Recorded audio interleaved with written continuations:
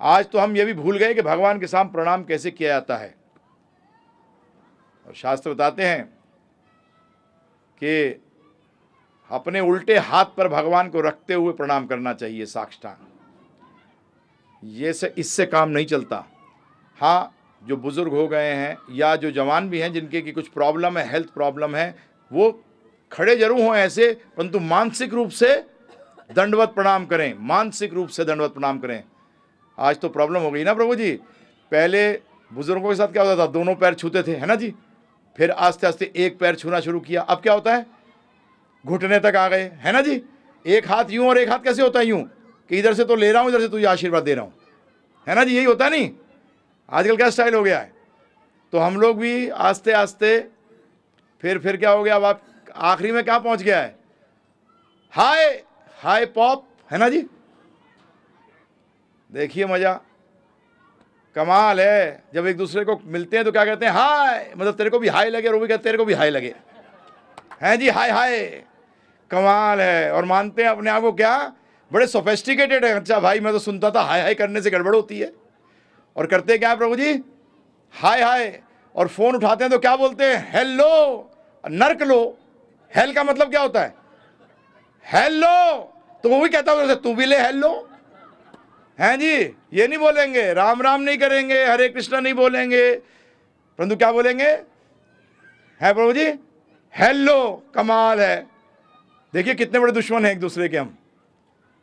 Hello, अच्छा जी, क्यों ले हेल भाई, हम तो नहीं लेते। इसलिए हमसे तो कोई बोलता है फोन उठा के, हम हेलो नहीं करते, हम क्या करते हैं, हरे कृष्णा। हरे का मतलब है राधा रानी। हरे शब्द का कई बार लोग मतलब पूछते हैं, हरे शब्द, क्योंकि कृष्ण भगवान राधा रानी के बगैर नहीं और राधा रानी कृष्ण भगवान के बगैर नहीं, इसलिए कृष्ण का नाम कभी राधे के बगैर नहीं लिया जा सकता और राधे का नाम कभी कृष्ण के बगैर नहीं लिया जा सकता। हरि शब्द का मतलब है जो सबके चित्तों को हर ले, उसको कहते हैं हरि। और जो हरि का चित्त हर ले उसको कहते हैं हरा। जो हरि का चित्त को हर ले वो कहते हैं हरा। और जब हरा को बोध किया जाता है तो बोलते हैं हरे। जैसे अम्बा, जब अम्बा को बोध किया जाता है तो क्या बोलते हैं, अम्बे। इसी तरीके से हरा को जब बोध किया जाता है तो क्या बोलते हैं, हरे।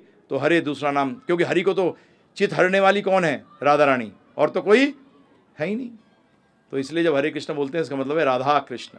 क्योंकि अभी अब इतने शुद्ध नहीं हुए कि राधा रानी का नाम ले सकें। लोग कहते हैं ब्रज में तो लेते हैं, परंतु पहले ब्रज में जन्म तो ले लो, पहले ब्रज में जन्म ले लो, पहले क्वालिफाइड हो जाओ नाम लेने के लिए, फिर आप जरूर लीजिए। ब्रजवासी ले सकते हैं। जो पहलवान करता है वो कोशिश मत करना करने की, उल्टे पड़ जाओगे। हाँ, नकल नहीं मारी जाती प्रभु जी, ये ध्यान रखिएगा। बड़ा स्पष्ट बता रहा हूं मैं, शास्त्रों का वो है। हम लोग फटाफट एकदम टॉप पे पहुंचना चाहते हैं, नकल मार के नहीं पहुंच जाता टॉप पे। टॉप पे पहुंचने के लिए आचरण, अकल, आचरण लगाना पड़ता है, वही हम कोशिश कर रहे हैं। तो हमने कल जो चर्चा करी थी उस पर थोड़ा सा 5 मिनट की टिप्पणी कर लें, क्योंकि भूलने की हमारी बड़ी अच्छी प्रवृत्ति है, स्पेशलिटी है हमारी जी। और भगवान की बातें वो तो बहुत जल्दी भूलते हैं। पैसे लिए हों तो कभी नहीं भूलते, कि जल्दी भूल जाते हैं। अरे लिए हुए तो भूल जाते हैं प्रभु जी, दिए हुए नहीं भूलते, है ना। तो इसीलिए कल हमने चर्चा करी थी ये बताते हुए कि आध्यात्मिक ज्ञान महत्वपूर्ण क्यों है। आपको सिद्ध किया था कि ज्ञान का काम है सुख देना और अज्ञानता का काम है दुख देना। बड़ा सरल, कैसे, गलत व्यक्ति से मित्रता कर ली, सुख मिलेगा, दुख।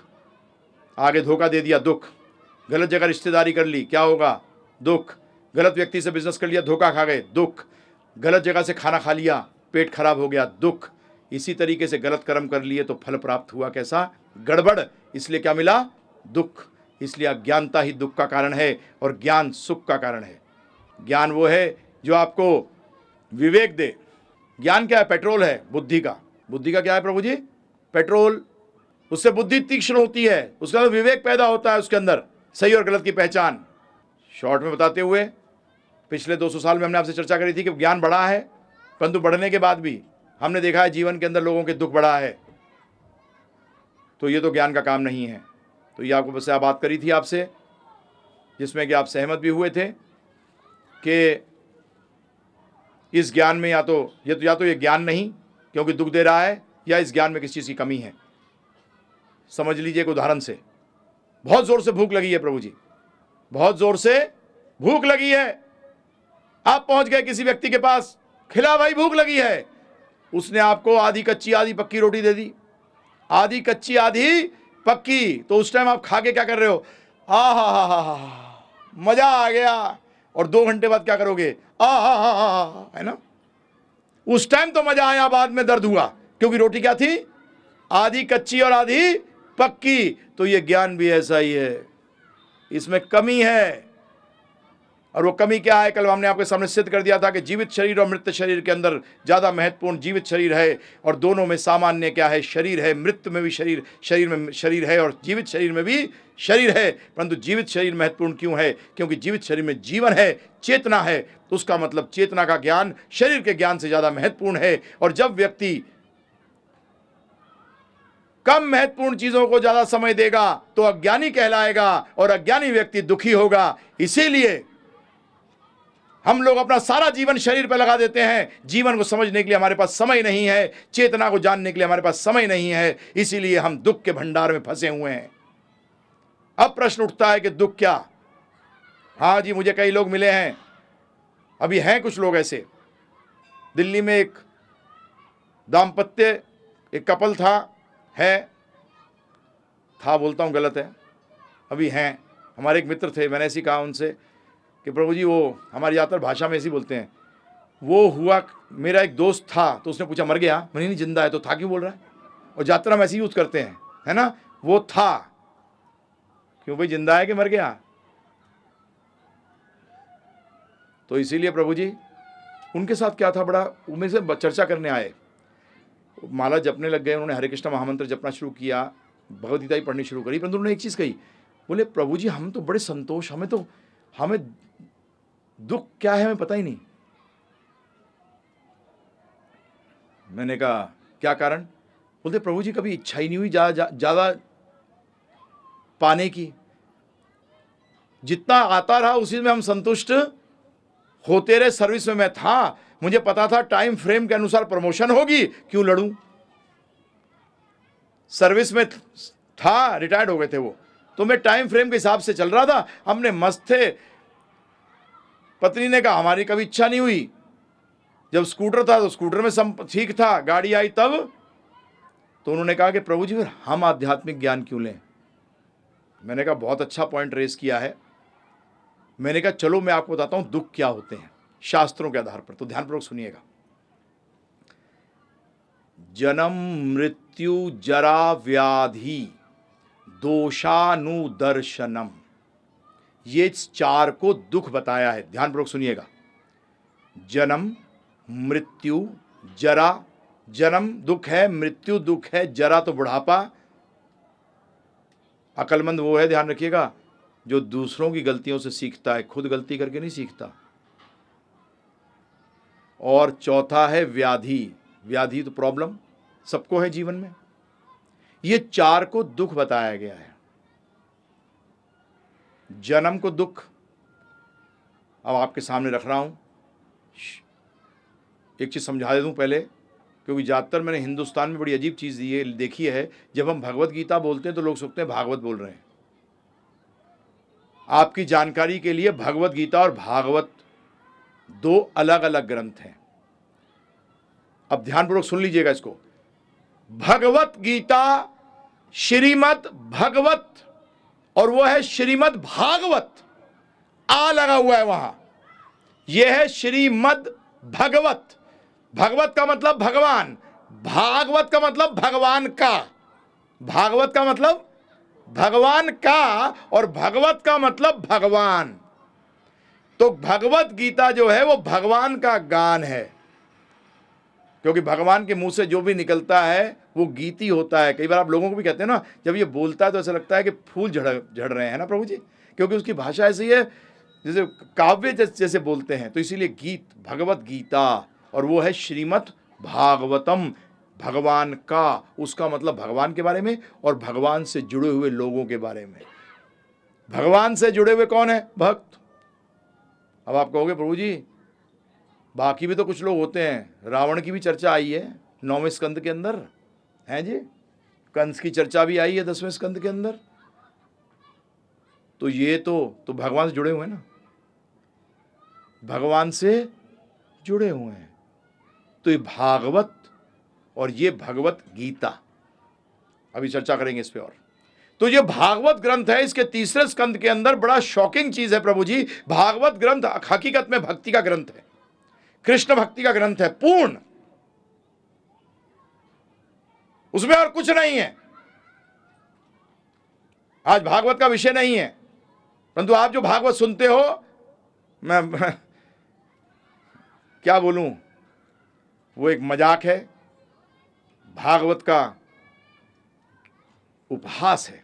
भागवत वो ग्रंथ है जो कि कहा गया है परमहंसों के लिए है। किसके लिए है? परमहंसों के लिए है। सतयुग में इसका नाम था परमहंस संहिता। क्या नाम था इसका? परमहंस संहिता। हंसों के लिए भी नहीं, किनके लिए? परमहंसों के लिए।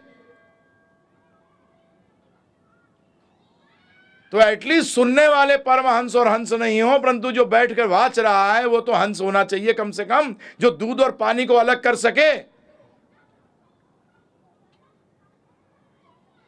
उस ग्रंथ के अंदर, इस पे अभी ग्रंथ पे तो चर्चा करूंगा आपसे, आगे भी समझाऊंगा आपको क्यों ऐसा बोला गया है, भागवत को क्यों ये श्रेणी पे उठाया गया है और भगवत गीता को इस श्रेणी पे बिठाया गया है। ये सब क्लियर है एकदम। भगवत गीता से बताऊंगा, सारे वेद एक नहीं है, वेदों में ज्ञान भी स्तरों पर है। ये सब समझ आपको गीता से बताऊंगा ये।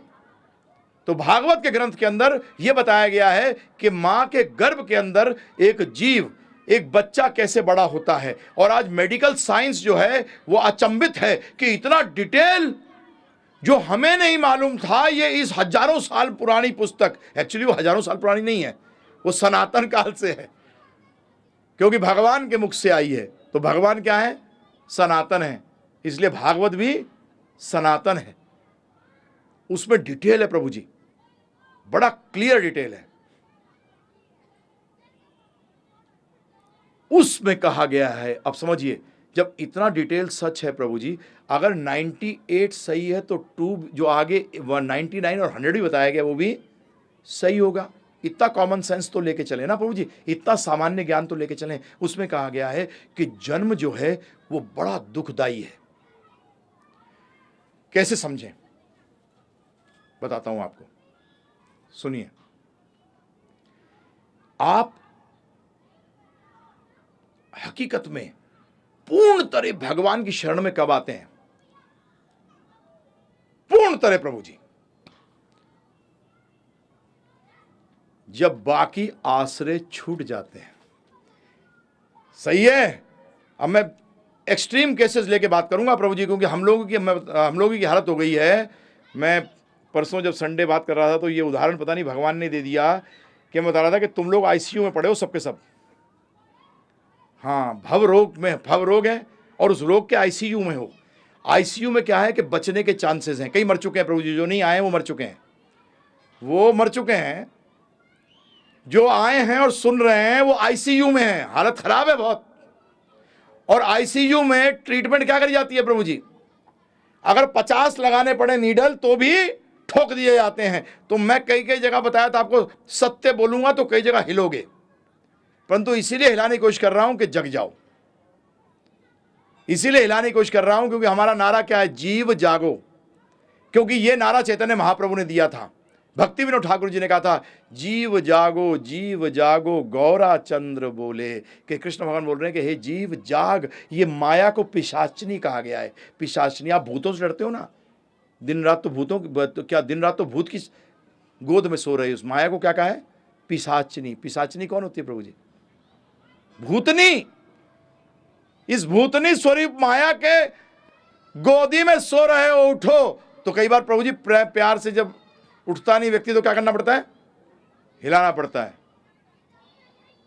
तो कब जाते हो भगवान के पास? पूर्ण शरण में। 21 साल का लड़का है और आईसीयू में पड़ा है और डॉक्टर कहता है मैंने हाथ उठा दिए, तब कहां भागते हो? जब कोई सहारा नहीं होता फिर भागते हो भगवान के चरणों में। बोलोगे ये क्यों बोला प्रभु जी? अब सुनो, भागवत बताती है कि मां के गर्भ में हम लोग एक पुटलिया के अंदर पड़े हैं। हम लोग की हालत यह है, औंकड़ू पड़े हैं, अंधकार है और अंदर कीड़े हैं जो कि काट रहे हैं। माँ जरा सा गलत खा लेती है तब बच्चे की हालत अंदर खराब हो जाती है, और जब वो चीखता है तो सुनने वाला कोई होता नहीं, क्योंकि उस गर्भ की जो पोटली है उससे बाहर आवाज जाती नहीं, अपनी आवाज खुद को सुनाई देती है। जब हम देखते हैं कोई और सहारा नहीं, तब हम हरि को पुकारते हैं। किसको पुकारते हैं? हरि को। भगवान इतने कृपालु हैं हम पे कि उस अवस्था में भी हम उन एक को तो याद रखते हैं, बाकी सबको भूल चुके होते हैं, बाकी सबको भूल चुके होते हैं। चिल्लाते हैं, हे हरि मुझे बचा दे, मुझे इस अंधकूप से निकाल दे। मैं तुझे वचन देता हूं कि बाहर आने के बाद, ये हमारा पहला वचन है, ध्यान रखिएगा, जो सबने यहां दिया है, जो यहां नहीं है उन्होंने भी दिया है कि हे हरि बाहर आने के बाद मैं तेरी भक्ति करूंगा और कुछ नहीं करूंगा। ये वचन हम सबने दिया पहला। तब हरि कृपा करते हैं और हम मां के गर्भ से बाहर आते हैं। अब पुकारा कब, मैंने पहला उदाहरण क्यों दिया था? पुकारा इसलिए कि कोई और सहारा नहीं और इतना जबरदस्त दुख है कि अब सहन होता नहीं। इतना दुख है प्रभु जी, इतना दुख होता है। परंतु बताऊं एक चीज, बाहर आते ही क्या होता है? दादा दादी लुलु लुलु लुलु बेटा, बस भूल गए हरि को। अरे यार, तो लुल्लू लुल्लू करने वाला भी आ गया कोई, है ना जी। फिर पिताजी ने हिलाया, फिर माँ ने हिलाया, बस पता लगा हिलाते हिलाते हरि हिल गए, जीवन से हरि हिल गए। वो कहते हैं ना अंग्रेजी वाले, हरि हो गए, हरि हरि हो गए, जल्दी चले गए। मृत्यु, गरुड़ पुराण। अरे यार प्रभु जी क्यों गरुड़ पुराण की सुनाते हो? गरुड़ पुराण तो सिर्फ मरने के बाद सुनाई जाती है। नहीं, ये शास्त्र मरने वालों के लिए नहीं है, जीवित वालों के लिए है। कई बार मुझे लोग 13वीं में बुलाते हैं तो मैं यही कहता हूं, ध्यान रखना, ये जो उसकी फोटो टांग रखी है इसके लिए नहीं हो रहा, ये जिसकी फोटो टांग रखी है उसके लिए नहीं है, ये तुम्हारे लिए कि बेटा तेरा भी यही होने वाला, तेरी फोटो टंगेगी। हाँ, आप लोग बहुत बड़ी गलती क्या करते हो, ये सोचते हो कि जिसकी फोटो टंगी हुई है ना उसके लिए हो रहा है। नहीं, उसके लिए नहीं हो रहा। ये जो घर में गरुड़ पुराण या भगवत गीता पढ़ी जा रही है, ये उस आत्मा जो चली गई है उसके लिए नहीं है, ये आपके लिए है। राम नाम सत्य बोल रहे हो, ये प्रभु जी उसके मुर्दे के लिए नहीं है, ये आपके लिए है। और हम किसको सुनाने की कोशिश कर रहे हैं? और क्यों झूठ बोलते हो कि राम नाम सत्य है? डोली उठते हुए कह दो लड़की की राम नाम सत्य, कोई कह दे उसको गोली मार दोगे। कमाल है। अच्छा, वहां तो राम नाम सत्य है, यहां राम सत्य नहीं है ना? है प्रभु जी, है मोदी जी, क्या करोगे? हाँ, गोली मार दोगे उसको। क्या बोल रहा है बदमाश? लड़की की डोली उठ रही है और राम नाम सत्य बोलता है। ऐसे दोगले हैं हम। वो गरुड़ पुराण के अंदर लिखा है 40,000 बिच्छू जो एक साथ डंक मारते हैं, ऐसा पीड़ा होती है। 40,000 बिच्छू। अरे एक बिच्छू के डंक में तो हालत खराब हो जाती है, 40,000 एक साथ डंक मारते हैं प्रभु जी, तो हमारी हालत क्या होगी?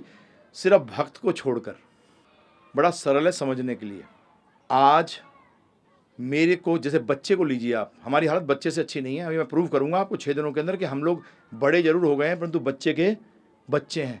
बच्चे को कोई चीज़ खिलौना पसंद आ जाए प्रभु जी, और आप उसके हाथ से वो खिलौना छीनना चाहो तो क्या होगा प्रभु? अरे रोएगा, झगड़ा करेगा, उसको इतना दुख होगा, पता नहीं क्या चला जा रहा है। इसी तरीके से शरीर से इतनी आसक्ति कर रही है कि जब यमदूतों ने आके निकाला तो नहीं छोड़ूंगा, बेटा छोड़ेगा कैसे नहीं। तो जब वो खींचता है तो वो फाड़ देता है शरीर से, और जब वो फाड़ देता है शरीर से प्रभु जी, तो 40,000 बिच्छू जैसे डंक मारते हैं, ऐसा दर्द होता है, क्योंकि आसक्ति पैदा कर ली है। जितनी ज्यादा आसक्ति पैदा करोगे उतना ही दर्द ज्यादा होगा। और भक्त को कोई आसक्ति होती नहीं भगवान को छोड़कर।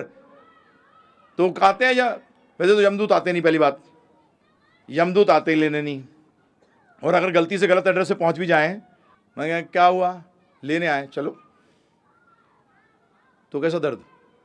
ध्यान रखिएगा, दर्द और कुछ नहीं है, ये आसक्ति जो छूट रही है, मेरा मेरा मैं मेरा, ये जब छूट रही है ना प्रभु जी, इसके कारण तो जन्म और मृत्यु को बताया गया है। और ध्यान रखिएगा, जब शरीर त्यागते हो ना प्रभु जी, उसी क्षण आपको एक दूसरा शरीर दे दिया जाता है जो कि बिल्कुल आपके जैसा होता है। जैसे आप थे ना लास्ट, ऐसे मैंने शरीर त्यागा तो मेरा जो अगला शरीर होगा बिल्कुल मेरे जैसा होगा, वही हाइट, वही रंग, वही शक्ल, बिल्कुल उस जैसा। परंतु उस शरीर के अंदर एक बड़ी एक स्पेशल चीज होती है कि वो मरता नहीं है, क्योंकि नरक ले जाना पड़ता है। नरक के अंदर प्रभु जी ले जाने से पहले ही हालत खराब हो जाती है। मैं नहीं बताऊंगा, नहीं तो रात को नींद नहीं आएगी। आस्ते आस्ते बताऊंगा, अभी तो इतना समझ लीजिए। किसने देखा है, मैं तो देखना नहीं चाहता, आपको देखना हो देख लेना, कोई और बात नहीं कर रहे। ये ऋषि मुनियों ने भी बताया है, भगवान ने बताया। बताओ भगवान हमें क्यों डराएंगे? उसमें लाभ क्या हो रहा है प्रभु जी? आज मैं अगर आपसे कह रहा हूं कि ऐसा होता है तो इससे मुझे लाभ क्या होगा बताइए? थोड़ा सा दिमाग लगाइए, बुद्धि लगाइए। शास्त्रों के अंदर जितना बताया गया है कि ये नहीं बताया गया कि तू रख, क्या बताया गया? छोड़। जो ब्राह्मण ज्ञान दे रहे हैं उनको क्या बोला गया है? उतना ही ले जितना तेरे को जरूरत है। अगर वो ज्यादा इकट्ठा करना चाह रहा हो तो आप कह सकते हो इसमें गड़बड़ है। परंतु प्रभु जी ऋषि मुनियों ने तो किसी को रखने की जरूरत ही नहीं थी, कमंडलू उठा के घूमते रहते थे उधर। नहीं प्रभु जी, बताइए आप मुझे, विश्वामित्र जी को क्या दोगे आप? वो तो राज्य छोड़ दिया था उन्होंने, क्या बनने के लिए? ब्रह्म ऋषि। थोड़ा सा बुद्धि लगाना, ज्यादा बुद्धि की जरूरत नहीं है इसमें। ये कोई चीज गलत नहीं है, सही है। और ये आप चाहो तो देख भी सकते हो, अनुभव मत करना। मैं लोगों को जब भी बार बार कहता हूं, अकलमंद व्यक्ति वो है जो दूसरों की गलती सीखता है। और भगवान या भगवान बता रहे हैं तो जन्म मृत्यु जरा बुढ़ापे के बारे में बताने की जरूरत है ही नहीं, वो आप देखते ही हो। जो गुजर रहे हैं वो तो गुजर ही रहे हैं, और जो दूसरे जो देख रहे हैं वो देख भी सकते हैं। और व्याधि, प्रॉब्लम 3 प्रकार की, ध्यानपूर्वक सुनिएगा। अधिदैविक, अधिभौतिक, अधिआत्मिक। अधिदैविक, अधिभौतिक, अधिआत्मिक। चलिए अधिदैविक ले लेते हैं। बहुत गर्मी, बहुत ठंड, बहुत बरसात, बरसात नहीं, सुनामी, जलजले, अर्थक्वेक जिसे कहते हैं, ये सब क्या है प्रभु जी? दैवी प्रकृति। मतलब ये नेचर, प्रकृति से हो रहा है। परंतु किसकी प्रकृति है? ध्यान रखिएगा, ये दिमाग से निकालिएगा मत, चर्चा करेंगे इस पे। नेचर कहते हो ना प्रभु जी, अंग्रेजी में क्या कहते हो? नेचर। Whose nature? किसका नेचर? प्रकृति। किसकी प्रकृति? शक्ति। किसकी शक्ति? क्योंकि शक्ति के बाद सीधा शक्तिमान का बात आती है, नहीं आती प्रभु जी? तो अधिदैविक, अधि आत्मिक, अपने शरीर और मन से, अपने शरीर और मन से। शरीर में होती है प्रॉब्लम? नहीं होती प्रभु जी? होती है। और हकीकत में टेंशन, टेंशन और दुख में फर्क है, ध्यान रखिएगा। टेंशन और दुख में फर्क है। अब बोले कमाल है। टेंशन वो है जो कि आप जबरदस्ती अपने पे थोपते हो, आप एक्चुअली आप चाहो तो नहीं हो आपको। दुख वो है जो हो जाए। जैसे कि उदाहरण के बिजनेस में नुकसान हो गया, और एक यह है कि आप पता बिजनेस में नुकसान हो जाए, बेटा हो जाएगा तो पता ही नहीं है। और आज लोगों की जीवन के अंदर टेंशन है, दुख कम है, क्योंकि हुआ नहीं है अभी। हो सकता है हो जाए। तो हम कितने अकलमंद हैं कि आज मैं कितना अच्छा बैठा हूं, कैसे बैठ गया? अच्छा, दुख होना चाहिए मुझे, चल 10 दिन बाद क्या हो सकता है गलत हो जाए, आज लिया हूं। दुखी हो रहा है। भाई क्यों दुखी हो रहा है? यार पता नहीं क्या होगा। अरे जो हो रहा है उसको देख। टेंशन मीन्स बड़ा क्लियर है ये, थिंकिंग ऑफ द एब्स्ट्रैक्ट जिसे कहते हैं, जिसके बारे में पता नहीं है। क्यों टाइम वेस्ट कर रहे हो उसके अंदर? आगे क्या होगा? कहते भी है, कहावत भी है, नाई से पूछा बाल कितने? अरे काट रहा हूं, सामने आ जाएंगे। क्यों टेंशन कर रहा है? किस चीज के लिए कर रहे हो? हैं, लड़की की शादी कब होगी? अबे जब होना होगा, जब होगी। तेरे सोचने से जल्दी हो जाएगी। अच्छा, नौकरी नहीं लग रही लड़के की, बेटा वो भी डिसाइडेड है, जब लगनी होगी जब लगेगी। ना पहले लगेगी ना बाद में लगेगी, अपनी मेहनत करे जा बस। इस चक्कर में मत लगे कि टेंशन करने लगा कल क्या होगा। क्या पता कल अच्छा होगा। वो 10 दिन बिगाड़ दिए ना प्रभु जी। भगवत गीता यही बताती है। जब मैं कर्म पे आऊंगा चर्चा करने के लिए, आपको और इसमें डिटेल में बताऊंगा कैसे आप जीवन में लगा सकते हो। तो ये इनको कहते हैं अधिआत्मिक। और अधिभौतिक, दूसरे जीवों के द्वारा कंपटीटर, है ना प्रभु जी, दुश्मन। मुझे कोई कहने लगा रिश्तेदार भी बोल दिया करो प्रभु जी साथ में।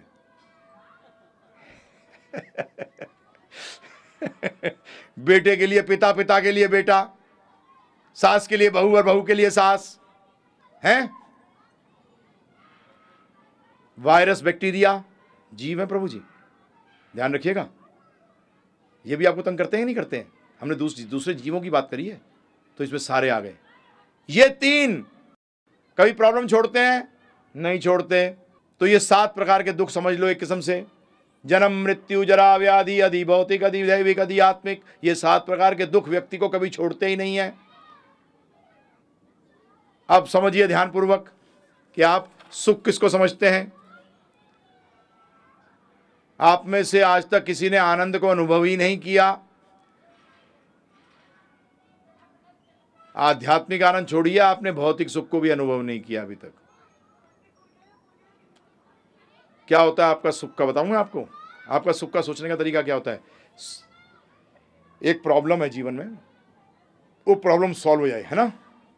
जब जो इच्छा पूरी नहीं होती है तो वो प्रॉब्लम है, ध्यान रखिएगा। इच्छा जो अभी तक पूरी नहीं हुई, वो क्या है, प्रॉब्लम है। और आप प्रॉब्लम को हल करने के चक्कर में लगे हो, इच्छा पूरी नहीं, प्रॉब्लम का हल कर रहे हो आप। जब वो प्रॉब्लम का हल हो जाता है, क्या कहते हो, आहा मैं सुखी हो गया, कमाल है। उस टाइम क्या और कोई प्रॉब्लम नहीं है? लाइन लगी है 99 प्रॉब्लम की, एक प्रॉब्लम हल हो गई और आप क्या सोचते हो, क्या सुखी हूं।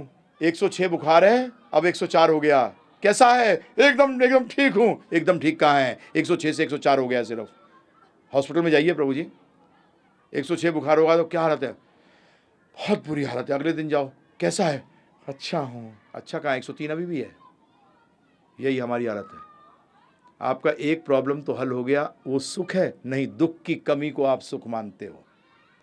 दुख की कमी को आप सुख मानते हो। जीवन में कभी ऐसा नहीं हुआ कि आपके जीवन में कोई प्रॉब्लम रही नहीं हो।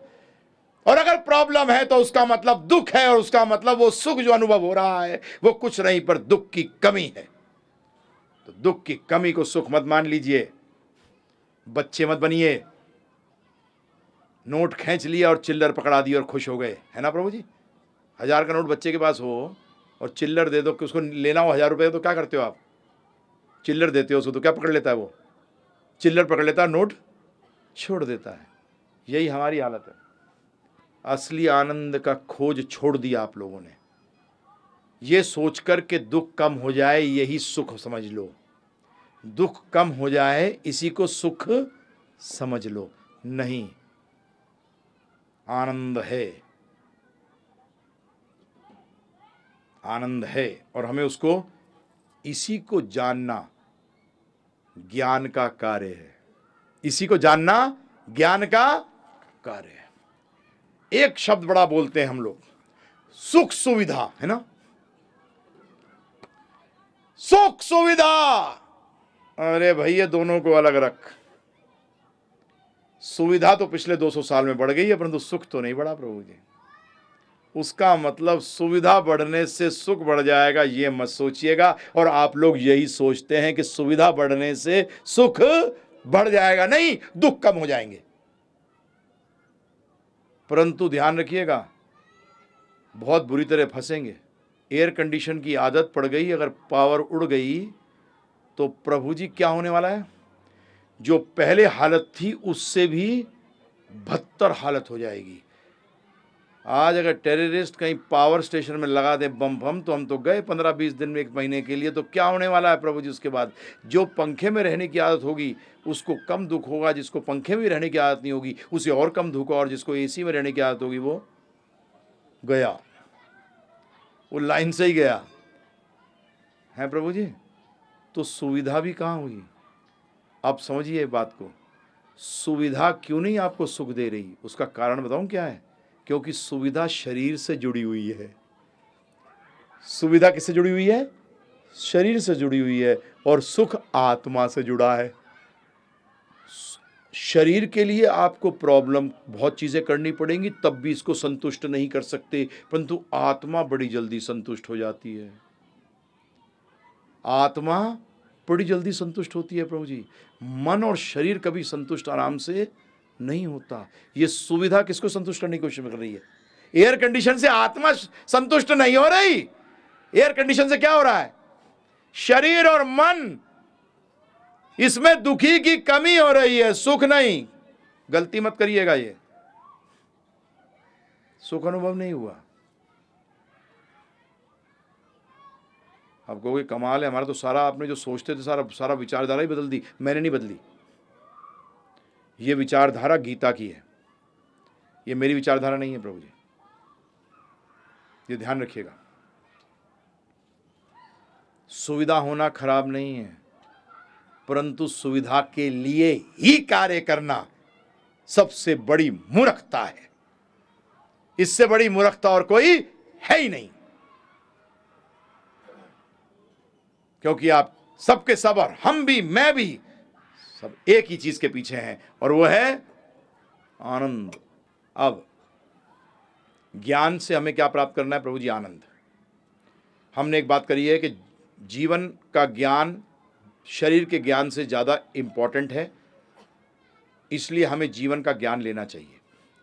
अब जीवन का ज्ञान क्यों इम्पॉर्टेंट है? ज्ञान शब्द आया ज्ञेय से। ज्ञेय का मतलब जानना। ज्ञेय का मतलब क्या प्रभु जी? जानना। क्या जानना? कि आनंद कैसे प्राप्त होगा। कल मैं सिद्ध कर चुका हूं आपसे कि आप जीवन में सिर्फ एक ही लक्ष्य, सबका, जो यहां बैठे हैं, जो यहां बैठे नहीं हैं, पेड़ है, जानवर है, सबका लक्ष्य एक ही है। क्या है? आनंद की प्राप्ति। अब इसको एक दूसरे दृष्टिकोण से देखते हैं, ध्यानपूर्वक सुनिएगा। घड़ी है, ठीक है जी।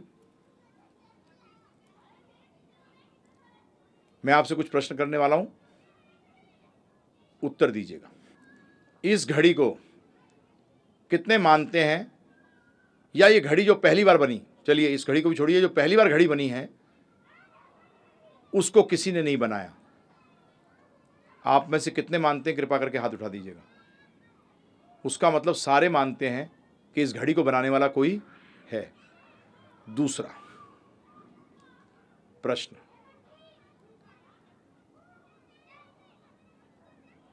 आप में से कितने लोग मानते हैं जिसने पहली बार घड़ी बनाई है वो मूर्ख था?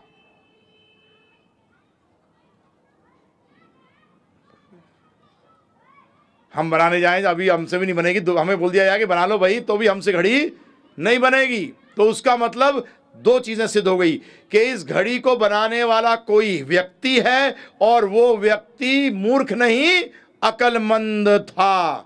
तीसरा प्रश्न, आप में से कितने लोग मानते हैं कि इस घड़ी को बनाने वाला जो व्यक्ति था, अक्लमंद व्यक्ति था, उसने इस घड़ी को बगैर किसी उद्देश्य के बनाया है?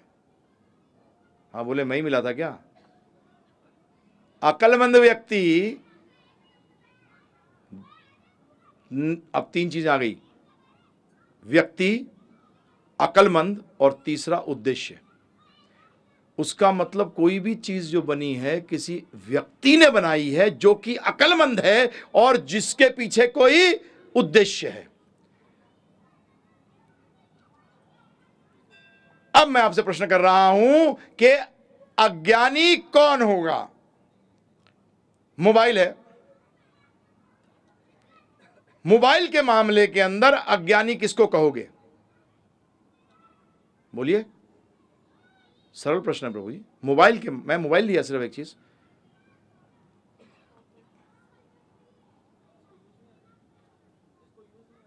बिल्कुल, जिसको कि उसका पर्पस, जिसको कि उसका उद्देश्य नहीं मालूम। बिल्कुल ठीक। क्या है?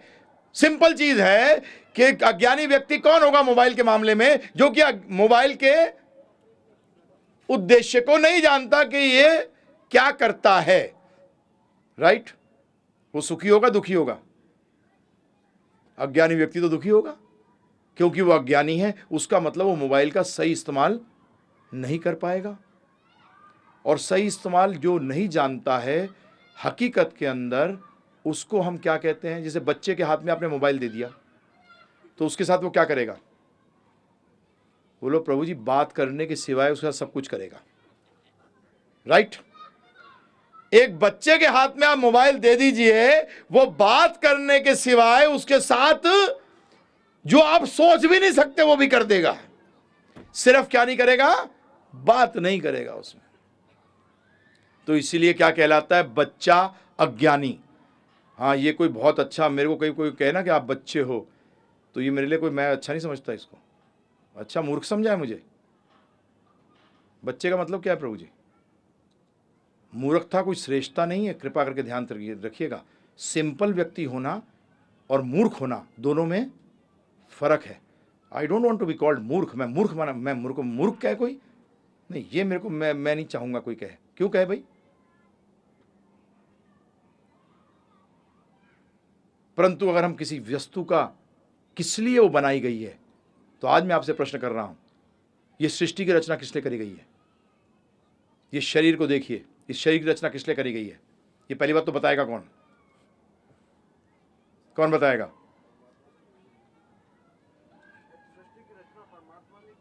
जी, और सिंपल करिए इसको। सृष्टि की रचना वही बता सकता है जिसने इसकी रचना करी है। अभी कौन है, क्या है, उसकी चर्चा में नहीं पढ़ रहे हम सिंपल बात कर रहे हैं कि सृष्टि की रचना और इस शरीर की रचना, इन योनियों की रचना जिसने करी है, वही बता सकता है इसकी रचना क्यों करी गई है। अब मैं आपसे प्रश्न कर रहा हूं, कृपा करके यह उत्तर मत दीजिएगा मुझे कि भगवान ने भक्ति के लिए दी है। जब भी उत्तर दीजिएगा अगर आप 24 में से 18 घंटे दे रहे हैं इस चीज को करने के लिए। हाँ, ये मैं आपसे सिंपल चीज पूछ रहा हूं, एक चीज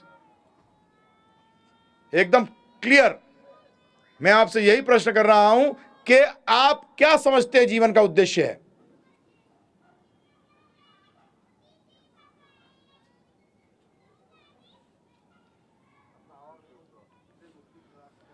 आप कितना समय लगा रहे हैं उसके लिए? जीवन में कितना लगाया अभी तक?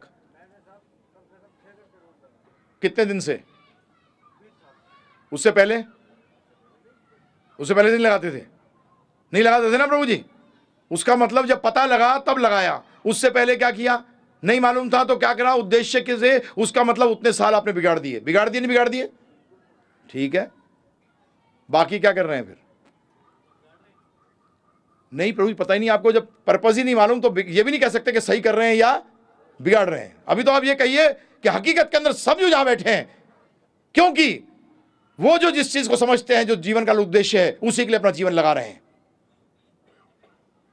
आप जो समझते हो जीवन का उद्देश्य है, उसी के लिए अपना समय लगा रहे हो नहीं लगा रहे हो?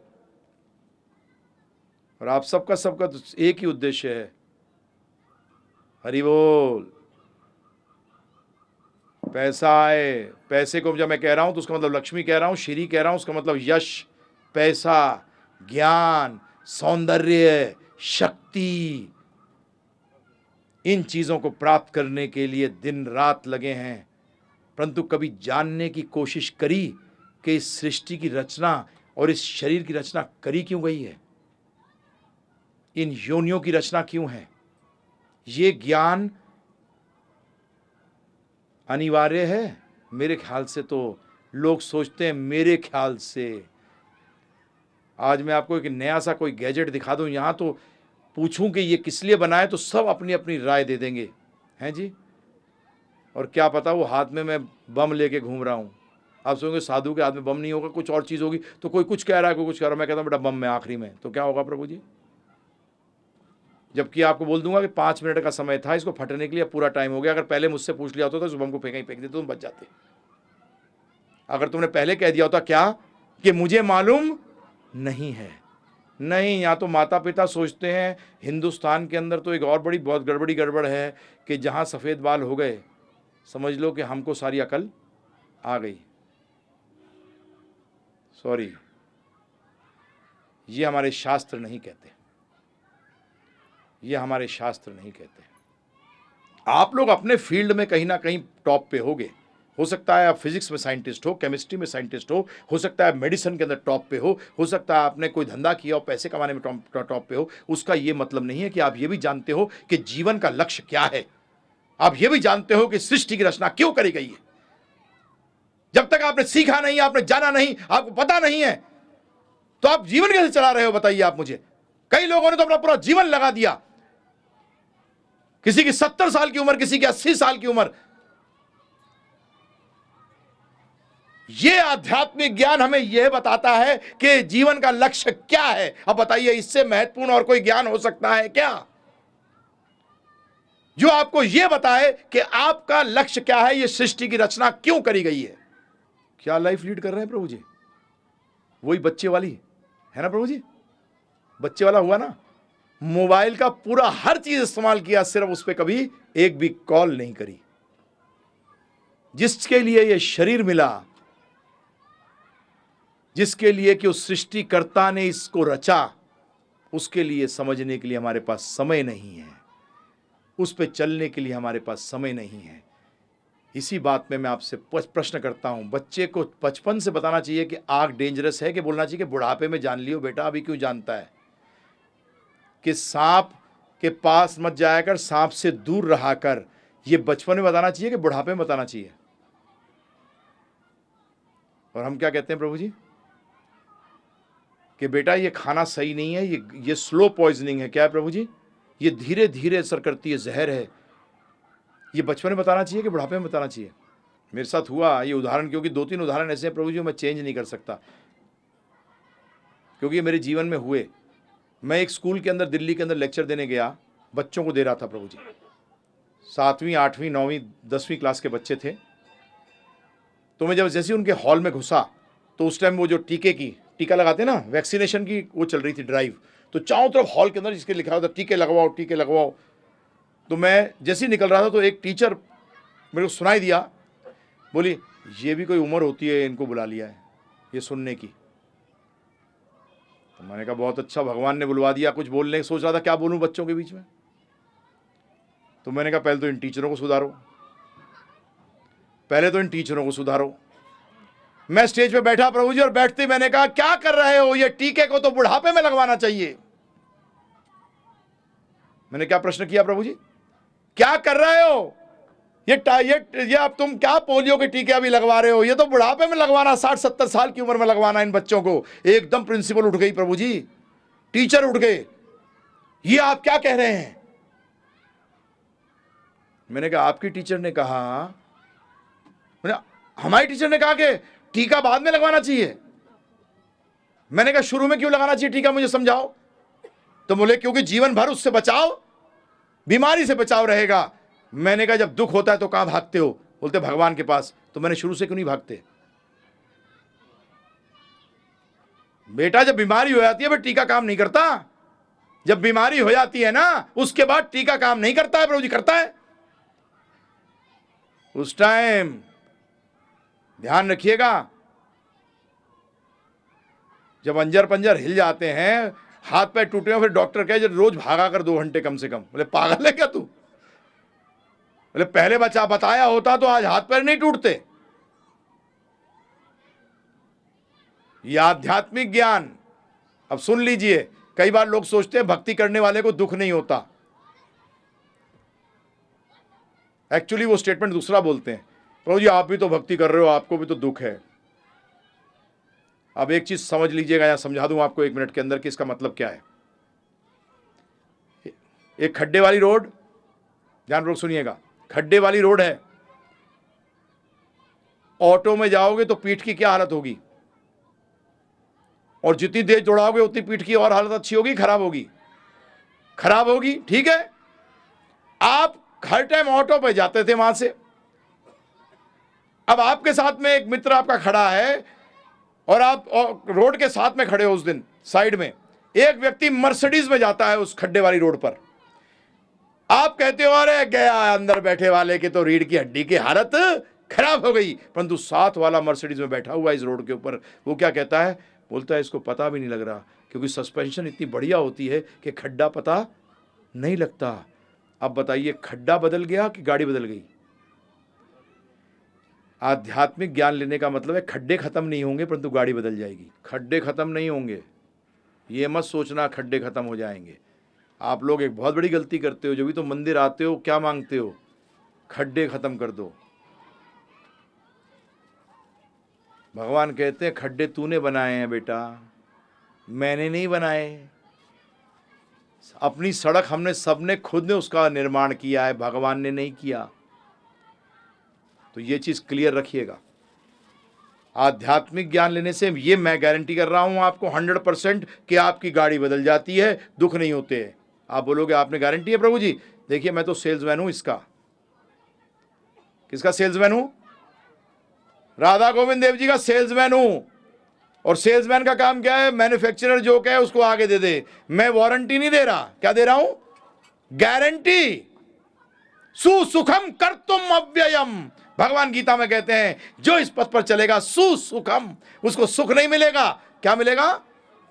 क्योंकि प्रभु जी खड्डे वाली सड़क पे मर्सिडीज में वैसे ही आनंद अलग, और फिर खड्डे फड्डे तो पता ही लग रहे। जब ही भगवान ने क्या कहा? सुखम नहीं, क्या कहा है? सुसुखम। और जो व्यक्ति कहे क्या भक्ति करते करते इतने दिन हो गए फिर भी दुखी हूं, उसका मतलब बेटा अभी तक तू मर्सिडीज में बैठा ही नहीं है।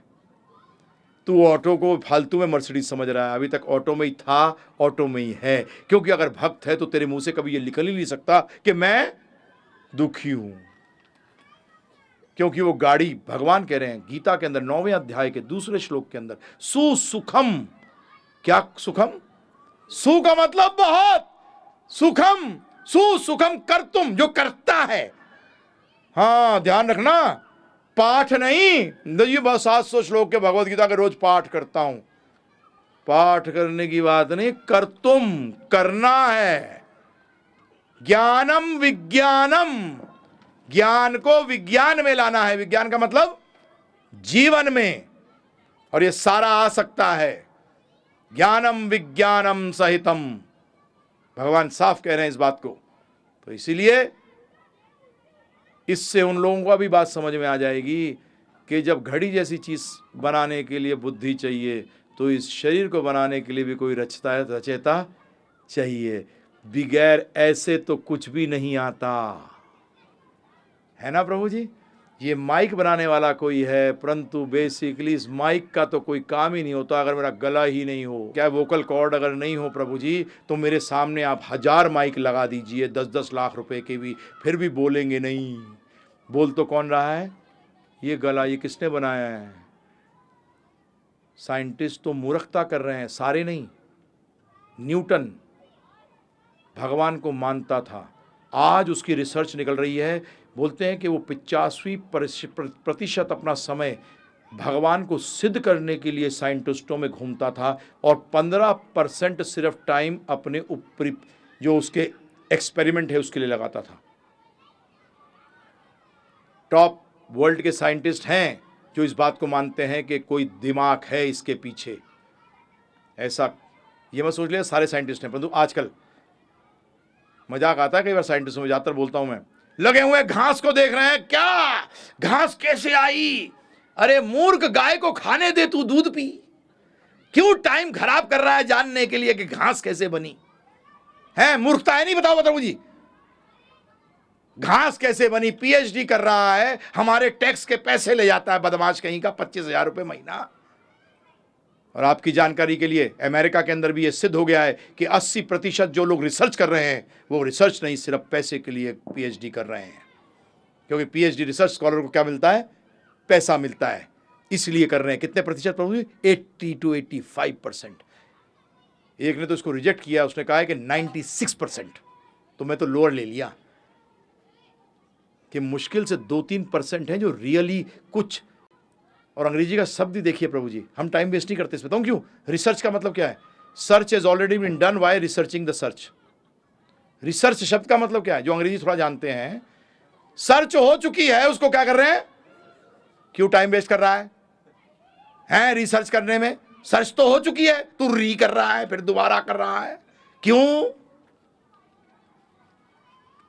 Why wasting time? क्यों टाइम बर्बाद कर रहा है भाई? तो इसीलिए प्रभु जी सुसुखम कर्तुम अव्ययम। इसलिए जो व्यक्ति कहे कि मैं भक्त हूं परंतु इतना दुखी हूं, प्रभु जी उसका मतलब अभी वो भक्ति की गाड़ी में सवार नहीं हुआ, अभी नहीं हुआ। आखिरी एक उदाहरण दे दूं आपको, क्योंकि मैं इस बात को, कील को ठोकना चाहता हूं प्रभु जी। कई बार एक बार से अंदर नहीं जाती तो हथौड़ा क्या करते हो? दोबारा मारते हो, तिबारा मारते हो। मैं चाहता हूं अंदर चली जाए पूरी। जिनको अभी भी समझ में नहीं आया उनके लिए एक और उदाहरण दे देता हूं कि एक बच्चा है, स्टूडेंट, आपका लड़का समझ लीजिए, पूछ रहा है एक व्यक्ति अपने बच्चे से, बेटे तूने कपड़े वपड़े साफ कर लिए, पहन लिए साफ सुथरे कपड़े? हाँ पिताजी। तूने बेटा ब्रेकफास्ट खा लिया? हाँ पिताजी। तूने बेटा जूते वूते चमका के पहन लिए? हाँ पिताजी। तूने किताबें अंदर रख ली? हाँ पिताजी। तूने इम्तिहान की तैयारी कर ली बेटा? नहीं पिताजी। बताइए आप, हमारे साथ भी यही होता है। यमदूत आते हैं, क्या किया? अरे बिजनेस किया, करोड़ों कमाए। अच्छा, और क्या किया? अबे गाड़ियां ली दुनिया किस्म की। और क्या किया? बड़े बंगले बनाए। और क्या किया? नहीं और क्या? मृत्यु की तैयारी करी। वो क्या होता है? चल बेटा, क्योंकि तुझे शरीर तो इसके लिए दिया गया था, तुझे शरीर तो इसके लिए दिया गया था, और तू करता क्या रहा है? जवाब तो देना पड़ेगा, क्योंकि मैं उसे अभी सिद्ध करने वाला हूं कि पुनर्जन्म होता है। और साइंटिफिकली जो बात करते हो ना, मैं साइंटिफिकली भी यूज करूंगा, कॉमन सेंस भी यूज करूंगा, और तर्क का इस्तेमाल भी करूंगा आपके सामने इसको सिद्ध करने के लिए। अब अगला प्रश्न बड़ा इंपॉर्टेंट, ध्यानपूर्वक सुनिएगा। आध्यात्मिक ज्ञान लेना तो अनिवार्य हो गया, क्योंकि उसी से पता लगेगा कि हमारे को जीवन मिला क्यों है, ये शरीर क्यों है, ये योनियां क्यों हैं। क्योंकि इसको जाने बगैर तो प्रभु जी सब कुछ बेकार है। हम लोग हो सकता है चल रहे कहीं हैं, जाना कहीं है। और फिर ये दोहरा रहा हूं कि छोड़ना कुछ नहीं है। हाँ, ये दिमाग मत लगा लीजिएगा कि आध्यात्मिक लेंगे तो भौतिक छूट जाएगा। हाँ, ये मत सोचिएगा, ये गलती मत कर दीजिएगा गलती से भी। नहीं नहीं नहीं नहीं नहीं, दोबारा दोहराना इसलिए पड़ रहा है, कई बार ना मेरे साथ चलते चलते लोग सोचने लगते हैं और हाँ सब छोड़ देंगे। छोड़ना कहाँ छोड़ के जाएगा? हैं, इस पेड़ से दूसरे पेड़ है प्रभु जी। इसकी रोटी नहीं खाएगा, दूसरे की खाएगा। खानी तो पड़ेगी, क्या छोड़ेगा? ये छोड़ना वोड़ना नहीं है, योग की बात हो रही है, यहाँ जोड़ने की बात हो रही है। यहाँ आप कुछ छोड़ रहे हो, कुछ ले रहे हो? बताओ मुझे। यू आर एडिंग, आप जोड़ रहे हो कि छोड़ रहे हो? तो बताइए, बताओ। जोड़ रहे हो तो छोड़ने की बात नहीं है, जोड़ने की बात है। मैं इसको दोहरा रहा हूं इसलिए कई बार क्या होता है, लोग सोचने लग जाते हैं और पता लगा माताएं अगले दिन पति को आने नहीं देती, बोलते अरे कई चक्कर में चला गया, मुझे छोड़ के भाग जाएगा। चिंता ना करो, भाग के जाएगा कहाँ? यहां भागने का नहीं है। अर्जुन ने यही गड़बड़ करी थी, भागने की बात कर रहा था, और भगवान ने क्या कहा? भागना नॉट अलाउड। यहां पहला ही वो है बोर्ड, भागना नॉट अलाउड। हाँ, भागने वाला व्यक्ति तो कार्य है, और भगवान को कार्यों से क्या करना है? अर्जुन ने भी ये कार्यता दिखाई थी। चलिए, तो कल हमने आपको बताया था शास्त्र के बारे में कि शास्त्र का मतलब शस से मतलब अनुशासन, और अनुशासन जो है वो नियंत्रण पैदा करता है। जो नियम है वो नियंत्रण पैदा करते हैं, और नियंत्रण से क्या फायदा होता है कि हमें बड़े आसानी से अपना लक्ष्य प्राप्त करने में आसानी हो जाती है। जैसे कि मुझे बताया था कल मैंने, बड़ी चौपड़ जाना हो तो अगर ट्रैफिक नियम होंगे तो मैं आराम से पहुंच जाऊंगा, और अगर सब लोग पालन करेंगे तो कोई प्रॉब्लम है ही नहीं। परंतु अगर प्रभु जी कुछ करेंगे और कुछ नहीं करेंगे तभी तो प्रॉब्लम होती है, और अगर कोई नहीं करेगा प्रभु जी तो प्रॉब्लम ही प्रॉब्लम है। और आज अब थोड़ा दिमाग लगाइएगा, आज विश्व के अंदर प्रॉब्लम ही प्रॉब्लम है, ध्यान रखिएगा प्रभु जी। आज विश्व में प्रॉब्लम ही प्रॉब्लम है। उसका मतलब कहीं ना कहीं हम लोग कोई ना कोई नियम तोड़ रहे हैं। अमेरिका में लोग बड़े अच्छी तरह नियम पालन करते हैं, एकदम रेड लाइट पे रुक जाएंगे, हरे पे चलेंगे, हैं प्रभु जी, बड़ा ध्यान से नियम पालन करते हैं। परंतु भगवान का नियम तोड़ दिया, इसलिए बेड़ा गर्क हो गया। हमारे शास्त्रों में 3 चीज कही गई, क्या? अग्नि जहाँ लग जाए जहाँ नहीं लगनी चाहिए, बीमारी हो जाए और उधारी हो जाए, इसको होते ही क्या करो? ख़त्म करो। और हमारा जीवन में क्या हो गया है? उधारी। देखो हालत, एक बदमाश देश ने हमारा सबका सत्यानाश मार दिया, और वहीं भेजते हैं अपने बच्चों को। अमेरिका जा रहा है, नर्क जा रहा है, कितने खुश हो रहे हैं, सब ताली बजा रहे हैं, गले में माला पहना रहे हैं। अमेरिका के अंदर आज से 25-30 साल पहले डॉक्टर्स में सबसे अच्छा धंधा था डेंटिस्ट का, दांतों के डॉक्टर का, क्योंकि वहाँ चॉकलेट लोग बहुत खाते थे। और आपकी जानकारी के लिए 5 साल पहले जो आए हैं फिगर्स, उसमें कहा गया है सबसे अच्छा धंधा चलता है साइकाट्रिस्ट का। और साइकाट्रिस्ट को अगर किसी को बताओगे गांव वाले को, क्या पागलों के डॉक्टर का धंधा सबसे अच्छा चलता है वहाँ। तो बताइए प्रभु जी, ये सोसाइटी बढ़ी है कि गिर गई है? आपकी जानकारी के लिए अमेरिका के अंदर, यूएस के अंदर 85% लोग, 85% लोग जीवन में एक बार पागलों के डॉक्टर के पास जाते हैं। और उस समाज के अंदर हम अपने बच्चों को भेजते हैं कि तू भी पागल बन के आइयो बेटा, और अपने आप को समझते हैं हम बहुत अक्लमंद हो गया। 85% लेटेस्ट रिपोर्ट्स हैं ये। 85% अमेरिकन जाते हैं। आपने सुना था प्रभु जी, आज देखिए आप अमेरिकन के अंदर इंडियंस, आपने हिंदुस्तान में कभी नहीं सुना होगा कि व्यक्ति अपने पत्नी को भी मार रहा है, अपने बच्चों को भी मार रहा है, और वहां अमेरिका में जाके हिंदुस्तानी अपने पत्नी को भी मार रहे हैं, अपने बच्चों को भी मार रहे हैं। कभी ऐसा सुना था आपने? वही बीमारी हमें लग रही है। किसकी तरफ आप देख रहे हो? मैक्लॉय ने कहा था 1850 के अंदर, जब वो आया हुआ था हिंदुस्तान, तो उसने कहा था I travelled the length and breadth of India, मतलब मैंने ऊपर से लेकर नीचे तक, उत्तर से दक्षिण, पूरब से पश्चिम तक घूमा, परंतु मैंने एक भिखारी नहीं देखा। मैंने एक भिखारी नहीं देखा। ये उसने लेटर लिखा था पार्लियामेंट को, ब्रिटिश पार्लियामेंट को लेटर लिखा था 1850 के अंदर कि मैंने ये ट्रैवल किया है और मैंने किसी व्यक्ति को दुखी नहीं देखा, सब संतोषी थे। चाहे पैसा था किसी के पास, कम था ज़्यादा था, परंतु मैंने दुखी नहीं देखा। और उसने लिखा है इन लोगों के पास वो ज्ञान है, ऐसा ज्ञान मैंने कभी देखा नहीं है। लोग अपने जीवन में लगाते हैं और इनको किसी चीज़ की ज़रूरत नहीं है। तो हमें पहला काम क्या करना पड़ेगा? इनको अपनी ज्ञान के प्रति जो आसक्ति है उसको तोड़ना पड़ेगा। और वो सफल हो गए, और आज वो सफल हो गए हैं उसमें।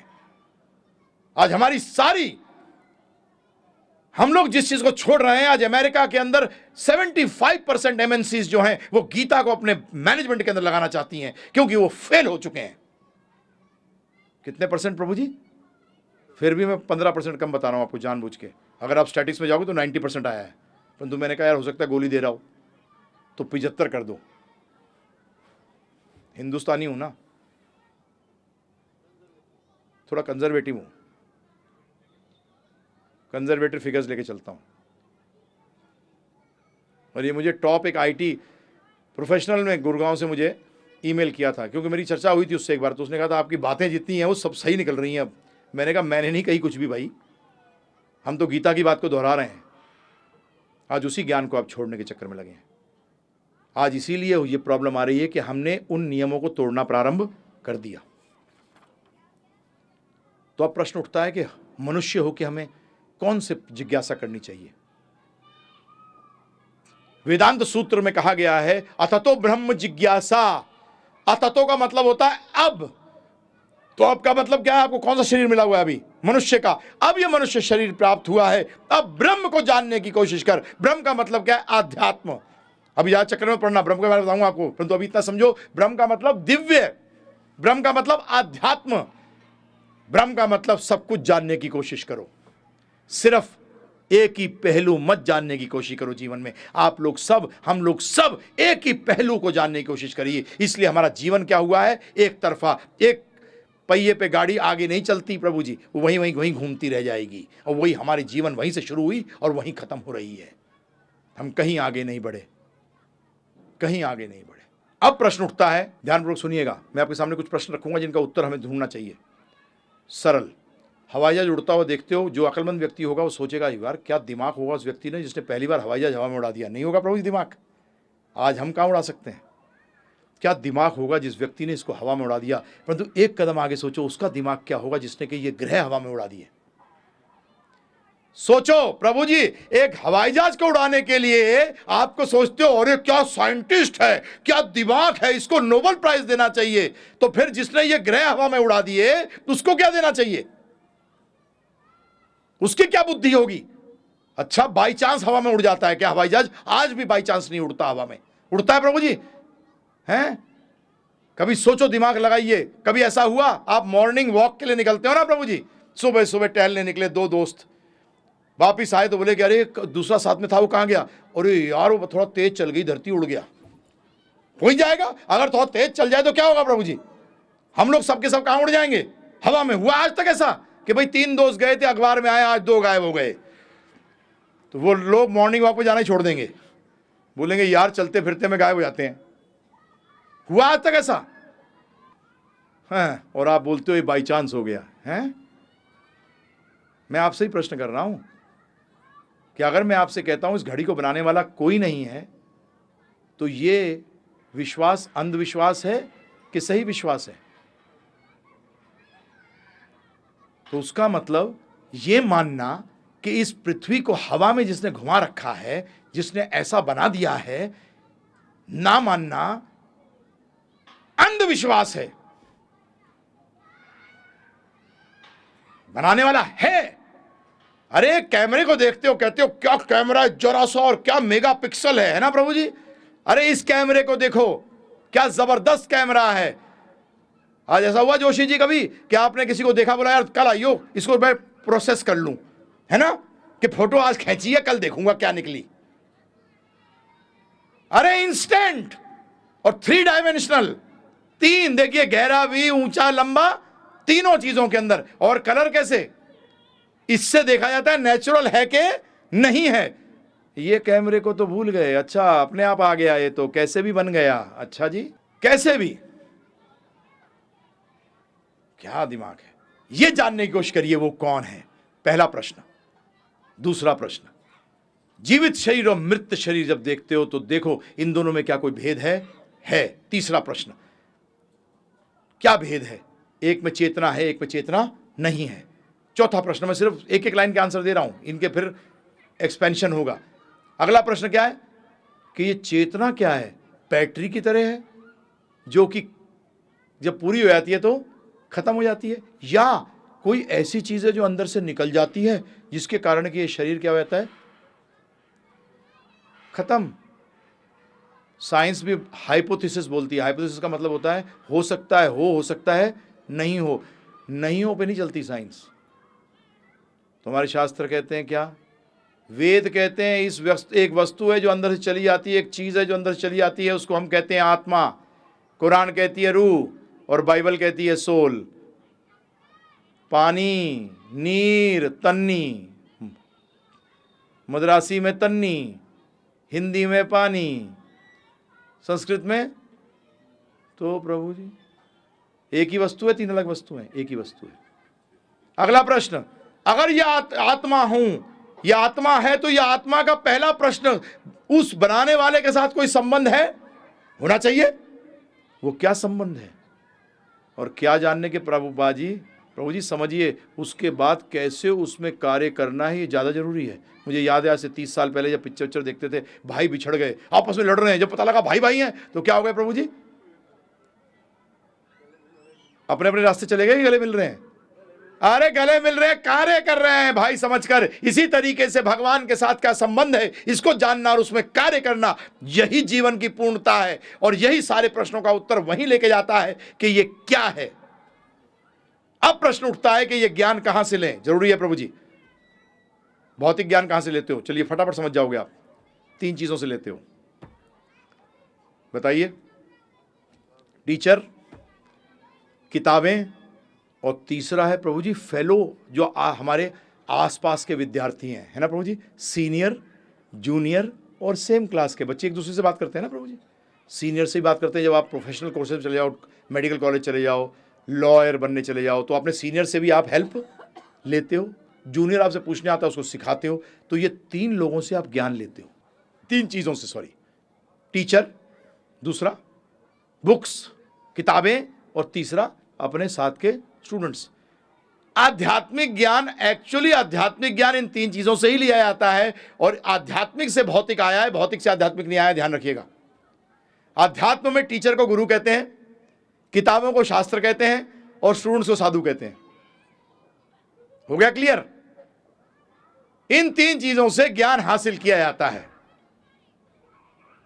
फिर दोहरा रहा हूं, गुरु, साधु और शास्त्र। और इन तीनों से हम कहां मिल सकते हैं। अब देखिए बहुत इंपॉर्टेंट चीज, यहां लोग बैठे हैं, प्रश्न करूंगा, ये तीनों चीज मिलते हैं सत्संग में। ये तीनों चीजें कहां मिलती हैं, सत्संग में मिलती है तीनों चीजें।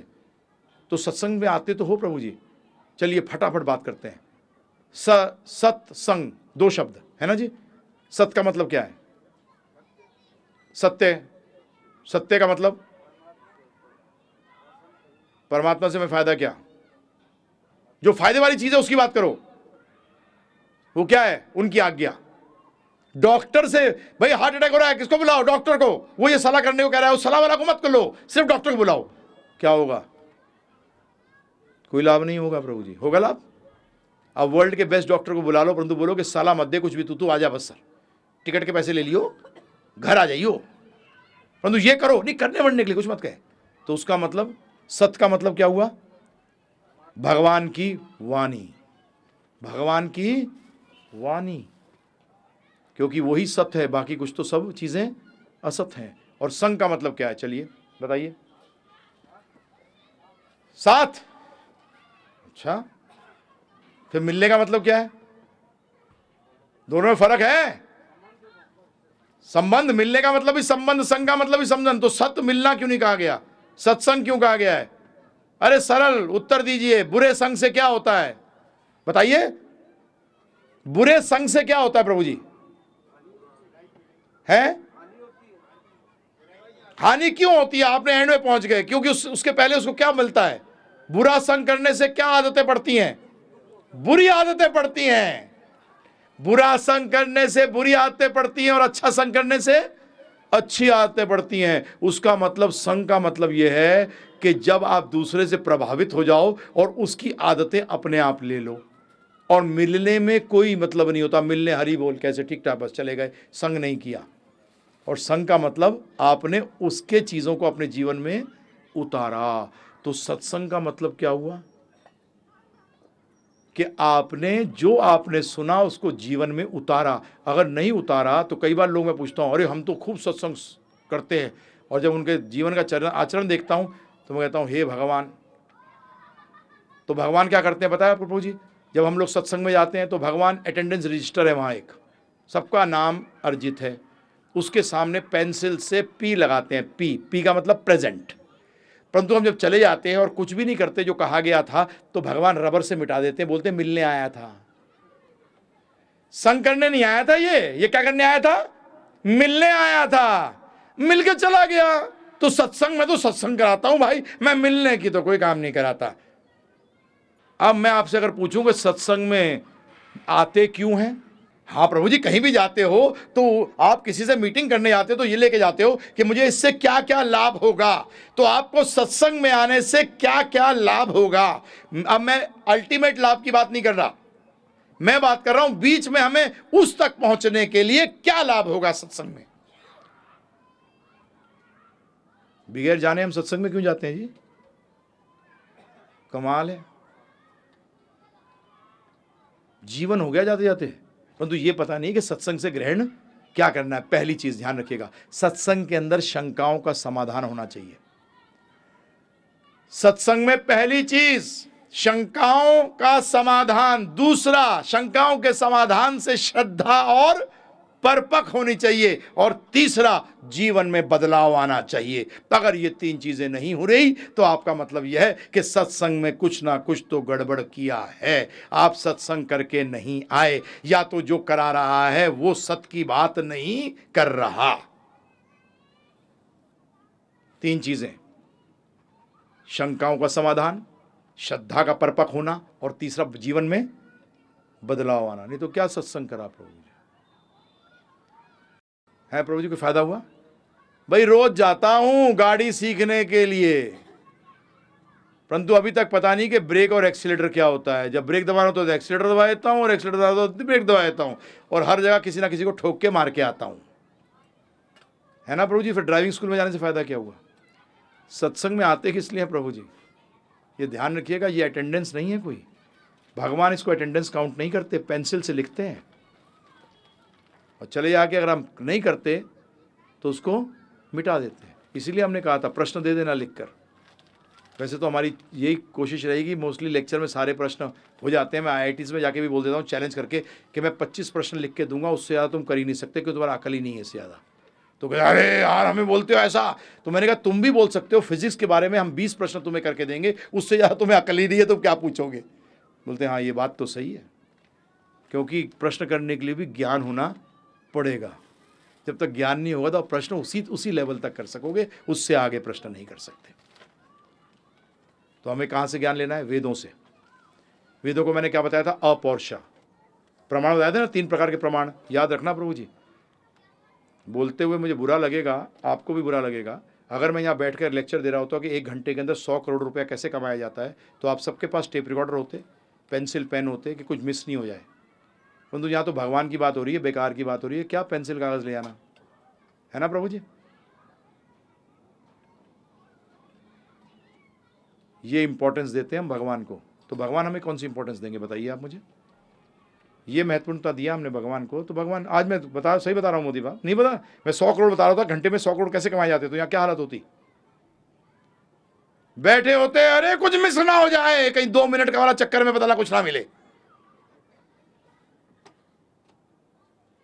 प्रभु जी किसको धोखा दे रहे हो? उसको नहीं, अपने आप को, क्योंकि उसको तो धोखा दे ही नहीं सकते। भगवान के साथ तो सिंपल है, जो दोगे ना प्रभु जी उसका अनंत गुना वापस मिलता है। कितना?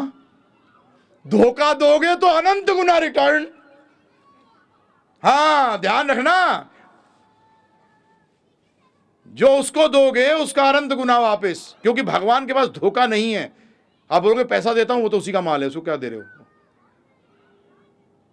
जो तुम्हारे पास है वो दो ना, जो उसके पास नहीं है, उसके पास धोखा नहीं है प्रभु जी। आपकी श्रद्धा आपके पास है, उनकी श्रद्धा उनके पास है, उनको श्रद्धा दो, अनंत गुना श्रद्धा प्राप्त करो। हम सोचते पैसे देने से अनंत गुना वापस आ जाएंगे, ये भी सिद्ध करूंगा आपके सामने, चिंता मत करो। तो इसीलिए सीरियस, थोड़ा सा सीरियस होना शुरू करिए जीवन में। तो मैंने 3 चीज बताई थी, शब्द प्रमाण बताया था सबसे श्रेष्ठ, अपौरुषा का मतलब जो भगवान के द्वारा आया है, वेद जो हैं ये भगवान के द्वारा आए हैं, और साफ कहा गया है कि वेदो नारायण साक्षात, वेद साक्षात नारायण है।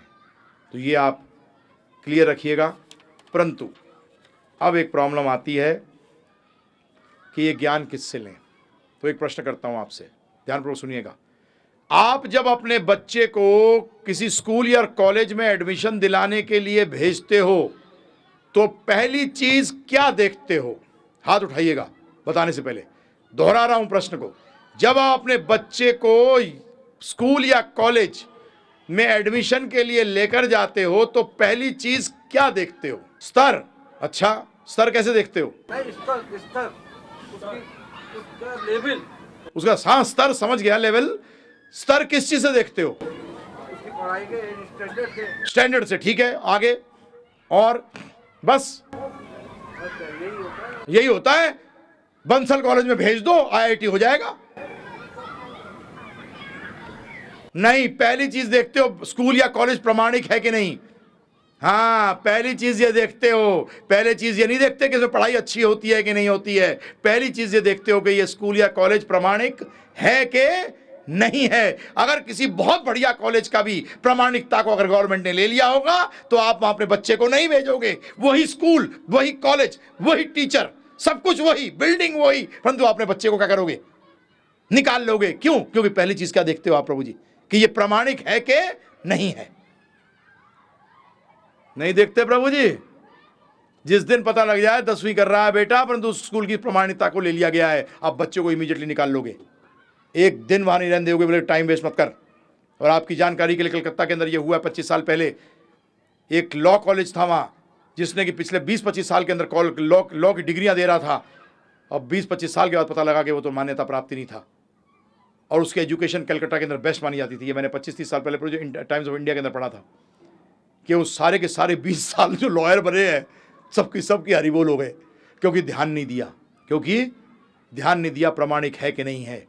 आज हो रहा है, पेपर्स में नहीं देखते आप, पहली चीज चेक करते हो आजकल, अरे ये बिल्डिंग अच्छी है, सब कुछ ठीक है, प्रमाणिक भी है कि नहीं है। इसी तरीके से ज्ञान भी लेने के लिए पहली चीज जानना पड़ेगा प्रमाणिक है कि नहीं है। और आपकी जानकारी के लिए पहली चीज गुरु लेना अनिवार्य है, क्योंकि भौतिक ज्ञान भी बगैर गुरु के लिया नहीं जा सकता। जब मुंडक उपनिषद के साथ कहा गया तद विज्ञानार्थम स गुरुम इवा विगच्छेत, के दिव्य ज्ञान समझने के लिए मनुष्य को चाहिए कि परंपरागत प्रामाणिक गुरु के पास जा।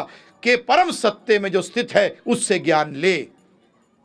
जो किसमें स्थित है? परम सत्य में। मुंडक उपनिषद के अंदर कहा गया है एकदम स्पष्ट रूप के अंदर कि गुरु के पास जाना अनिवार्य है। भगवान ने गीता के अंदर भी इसी बात को दोहराया है। तद विधि प्रणिपातेना परिप्रश्नेना सेवया उपदक्षन्ति ते ज्ञानम ज्ञानिनस्तत्वदर्शिना। तद विधि प्रणिपातेना परिप्रश्नेना सेवया। हे अर्जुन, गुरु के पास जा और क्या कर? शरणागत हो, उससे प्रश्न कर और सेवा कर। प्रश्नेना, शिष्य का काम है प्रश्न करना, तो प्रश्न कर, परंतु किसके पास? तद विधि प्रणिपातेना परिप्रश्नेना प्रश्नेना सेवया उपदेक्षन्ति ते ज्ञानम ज्ञानिनस्तत्वदर्शिना। उपसे ज्ञान के उपदेश ले जिसने के तत्व के दर्शन किए हों। और गीता के 18वें अध्याय के 55वें श्लोक के अंदर भगवान स्वयं कहते हैं, भक्त्या माम अभिजानति। भक्त ही मुझे जान सकता है। बड़ी सरल संस्कृत है भक्त्या। भक्त्या का मतलब भक्त, माम का मतलब मुझे, और जानती का मतलब जान सकता है। यावन यश्चास्मि तत्वतः, तत्व से। ज्ञानी नहीं जान सकता, योगी नहीं जान सकता, ब्रह्म योगी नहीं जान सकता, कोई नहीं जान सकता। आजकल तो पता नहीं नए नए टाइटल लगा देते हैं लोग, जो मिला वो ठोक देते हैं, जब तक उसके लायक भी नहीं है। परंतु भगवान ने गीता में साफ कह दिया कि भक्त्या माम अभिजानति यावन यश्चास्मि तत्वतः, तत्व से मुझे भक्त जान सकता है और कोई नहीं जान सकता। भागवत के अंदर मैं ध्यानपूर्वक आपके सामने यथारूप, मेरे को चांस मिलती है तो मैं ज़्यादातर कोशिश करता हूं कि जो हमारे गुरुओं की वाणी है, जो गुरुओं की ट्रांसलेशन है, आपके सामने यथारूप रखूं, जिससे क्या होगा कि वो शुद्ध वचन उनके मुख से निकले हैं, मैं भी वही आपके साथ दे दूंगा, तो आपको भी वही फ़ायदा मिल जाएगा। जैसे कि बढ़िया पोस्टमैन कौन होता है? जो कि टेलीग्राम जैसे का जैसा आगे दे दे, उसमें कुछ भी हेर फेर ना करे। तो प्रभुपाद जी ने कहा गुरु का काम यही है। क्या बनना चाहिए उसको? पोस्टमैन। भगवान का वाक्य वैसे का वैसा। तो ध्यानपूर्वक सुनिए, भागवत भी कहता है, अतएव जो व्यक्ति गंभीरता पूर्वक असली सुख की इच्छा रखता है। कौन से सुख की? हाँ, अगर आपको असली सुख नहीं चाहिए, दुख में कमी चाहिए, तो फिर तो वेस्ट है। यहां साफ भागवत कह रहा है कि तस्मात् गुरुम प्रपद्यते जिज्ञासु श्रिये उत्तम। जो श्रिय का मतलब भला, उत्तम भला चाहता हो, वो गुरु के पास जाए। और हमारा क्या होता है? और जी मैंने गुरु धारण कर लिया। अच्छा, तूने पूछा उससे? तूने जाना उससे? तूने देखा वो किस स्थिति में है? अरे यार, गुरु को कैसे देख सकते हैं? शास्त्र तो कहते हैं कि 1 साल तक शिष्य को गुरु को और गुरु को शिष्य को देखना चाहिए। तूने कितना टाइम लगाया बेटा? अरे गुरुजी ने कह दिया, वो तो टांग देते हैं, कितने मंत्र जो लेना हो ले लो। अच्छा, ऐसे तो मैंने तो शास्त्रों में नहीं पढ़ा है, हमने तो नहीं पढ़ा प्रभु जी शास्त्र में कहीं भी। उपनिषदों में आता है, शिष्य था एक लड़का गया गुरु के पास। क्या बोला उसने? कि गुरुजी मैं आपका शिष्य बनना चाहता हूं। तो क्या जवाब दिया गुरु ने? कि तोरा भाई तेरी जाति क्या है? तू किस वर्ण का है? जन्म से तेरे को कौन सा, किस, तेरे पिता का नाम क्या है? तेरा पिता कौन है? बोलते हैं माता का तो नाम जानता हूं, पिता का नहीं। वापस गया माँ के पास, माँ से कहा माँ पिता का नाम क्या है? बोलते बेटा मैं तो वैश्य हूं, मुझे नहीं मालूम तेरे पिता का नाम क्या है। तब बच्चा आया, उसने गुरु से कहा गुरुदेव मेरी माँ ने कहा है कि वो वैश्य है, उसको मालूम नहीं कि मेरा पिता कौन है। तो उसने कहा बेटा तुझे जानने की जरूरत नहीं है, तू ब्राह्मण है, क्योंकि तू सत्य बोल रहा है। तुझे जानने की जरूरत नहीं है क्योंकि तू ब्राह्मण है। उसका मतलब गुरु ने शिष्य को देखा और शिष्य ने गुरु को देखा। ये देखना आजकल तो प्रभु जी पूछो ही मत। यहां साफ कहा गया जिज्ञासु श्रिये उत्तमम। जब उत्तम चीज की वस्तु की इच्छा हो तब गुरु के पास जाओ। तो टाइम मत वेस्ट करो अपना भी और उसका भी। आगे क्या कहते हैं? अतएव जो व्यक्ति गंभीरतापूर्वक असली सुख की इच्छा रखता है उसे प्रामाणिक गुरु की खोज करनी चाहिए और दीक्षा द्वारा उसकी शरण ग्रहण करनी चाहिए। प्रामाणिक गुरु की योग्यता यह होती है कि वह विचार विमर्श द्वारा शास्त्रों के निष्कर्ष से अवगत हो चुका होता है और इन निष्कर्षों के विषय में अन्य को आश्वस्त करने में सक्षम होता है। क्या करने में सक्षम होता है?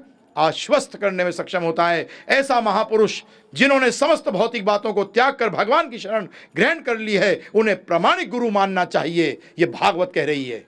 तो प्रभु जी अब एक काम और करना। गड़बड़ हमारी क्या है? गुरु जी अपने आप को गुरु बना के गुरु के चक्कर में पड़िए। ज्यादातर लोग मिलते मतलब होता है क्या बोलते हैं? मैं जी गुरु बना लिया। तू शिष्य बना कि नहीं? कितने लोग मिलते हैं बोलते हुए कि मैं शिष्य हूं जी, नहीं नहीं मैंने गुरु बना लिया। वाह कमाल है, तू गुरु बनाया करता है, शिष्य नहीं बने कभी भी। अरे गुरु तो बना बनाया गुरु है, तू शिष्य बना के नहीं। गुरु तो बना बनाया गुरु है, तू शिष्य बना के नहीं। गुरु के बनाने से तेरे को क्या होता है? भगवान कृष्ण तो भगवान थे, भगवान हैं और भगवान रहेंगे। अब तू भक्त बना के नहीं जी, मैं तो भगवान को बना लिया। अच्छा बेटा, तू ही भगवान को बना रहा है, ऐसी गुरुओं को बना रहा है तू। कमाल है, तू शिष्य बना के नहीं बना। क्या ढोंग करते हैं प्रभु जी। कलयुग है तो, परंतु कई बार लोग मिलेंगे मुझे बोलते हुए जो जहाँ अपने आप को भौतिक ज्ञान में अक्लमंद मानते हैं, वो ज़्यादातर मिलते हैं। देखो जी, हम तो अपने ही दिमाग से निष्कर्ष, अपने ही परिणाम निकालते हैं, निष्कर्ष निकालते हैं। हम अपने आप विश्लेषण करके शास्त्र भगवद गीता पढ़ लेंगे स्वयं और इससे निष्कर्ष हम खुद निकाल लेंगे। अच्छा कमाल हो गया भाई, गीता में तो भगवान कहते हैं तद्विधि प्रणिपातेना परिप्रश्नेना सेवया उपदक्षिणति ते ज्ञानम ज्ञानिनः तत्त्वदर्शिनः। जिस ज्ञानी ने तत्व के दर्शन कर रखे हो ऐसे भक्त के पास जा, शरण में जा, सेवा कर, उससे प्रश्न कर। सेवा का मतलब टांग दबाना नहीं होता, सिर्फ सेवा का मतलब उसकी आज्ञा का पालन। प्लीज ये ध्यान रखिएगा प्रभु जी, हम लोग पैसे लेके पहुंच जाएंगे देने के लिए। अरे पैसे का गुरु को क्या करना है? सेवा का मतलब होता है कि उनसे हमने प्रश्न किए, हमें आज्ञा मिली, वो आज्ञा का हम पालन करें। और आज्ञा क्या देगा गुरु? क्या कर? हरे कृष्ण कृष्ण कृष्ण हरे हरे, हरे राम राम राम हरे हरे। तो ये प्रभु जी, कई बार लोग कहते हैं अरे भाई हम स्वयं जान जाएंगे सही क्या है और गलत क्या है। संकोच करते हैं, आध्यात्मिक अथॉरिटी को मानने में संकोच करते हैं। परंतु ध्यान रखिएगा, श्रद्धा आप लगाते हो प्रभु जी। हर डॉक्टर के पास जाते हो, एमबीबीएस डिग्री चेक करते हो उसकी, हैं जी? डॉक्टर के पास जाते हो, एमबीबीएस डिग्री चेक करते हो प्रभु जी उसकी? नहीं करते। दूसरा, बस में बैठते हो, पहले ड्राइवर के पास जाते हो, लाइसेंस दिखा, करते हो प्रभु जी? नहीं। गवर्नमेंट पे आपको यकीन है कि उसने चेक कर लिया होगा। जो हवाई जहाज में ट्रैवल करते हैं जाके देखते हो, पायलट जी जरा मुंह खोल, जरा देखूं तूने पी तो नहीं रखी, करते हो चेक? नहीं करते हैं। किताब पढ़ने जा रहा है स्टूडेंट, टीचर कह रहा है शुरू के अंदर कि बेटा ऐसे होता है, मैं तो नहीं मानता, तो ऐसे होता है। जीवन श्रद्धा से शुरू होता है, ज्ञान श्रद्धा से शुरू होती है। आपका जीवन भी श्रद्धा से शुरू हुआ है। अगर शास्त्र कहते हैं अगर माता ने नहीं बताया होता पिता कौन है, जीवन भर ढूंढता रहता, पिता नहीं मिलते। समझे आप? अगर माँ ने नहीं बताया होता तो श्रद्धा तो वहाँ से शुरू हो जाती है प्रभु जी। तो श्रद्धा तो थोड़ी रखनी पड़ेगी। न्यूज़पेपरों में श्रद्धा रखते हो, है ना प्रभु जी? तो परंतु ये जरूर कहा गया है, देखना पड़ेगा, चेक तो करना पड़ेगा। प्रभुपाद जी ने कहा सोना खरीदने जाते हो तो सोने के बारे में कुछ तो पता होना चाहिए, भाव पता होना चाहिए। भाव तो पता होना चाहिए ना प्रभु जी। आपको बता दे कोई सोना कैसा होता है प्रभु जी? पीतल जैसा होता है ना प्रभु जी, चमकता है, ठोस है, आवाज करता है। आप मार्केट में गए, किसी ने कहा कि भैया आज सोने का दाम 15,000 रुपये तोला है, और आप जब जाते हो दुकान पे एक पे जिसपे पीतल की बाल्टी लटकी है, अरे सोना ने, बेटा कितने रुपए है ये? उससे पूछा आपने, उसने कहा क्या प्रभु जी?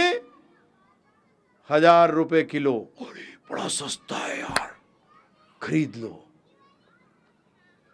यही आज हो रहा है। शास्त्र कहते हैं गुरु को शिष्य को चेक करे बजाकर, और शिष्य गुरु को बजाकर चेक करे। गुरु देखता है बेवकूफ़ शिष्य मिल गया, लूट लो। शिष्य सोचता है गुरु बना लिया, बेवकूफ़ बना दिया इसका, मैं शिष्य बनने लायक था नहीं और इसको मैंने गुरु बना लिया। शास्त्र कहते हैं गुरु और शिष्य दोनों न रख जाएंगे।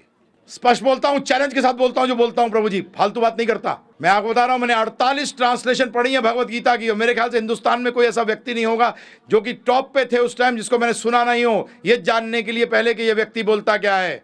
मेरे पिताजी हैरान हो जाते थे कई बार, बोलते यार तू तंग करता है क्यों। मेरे पिताजी की भी आती, फौज में थे, जीप उठाई, चल ड्राइवर, किसी भी साधु संत के पास पहुंच गए, और वो कहते थे, उनसे मैं प्रश्न करना शुरू कर देता था।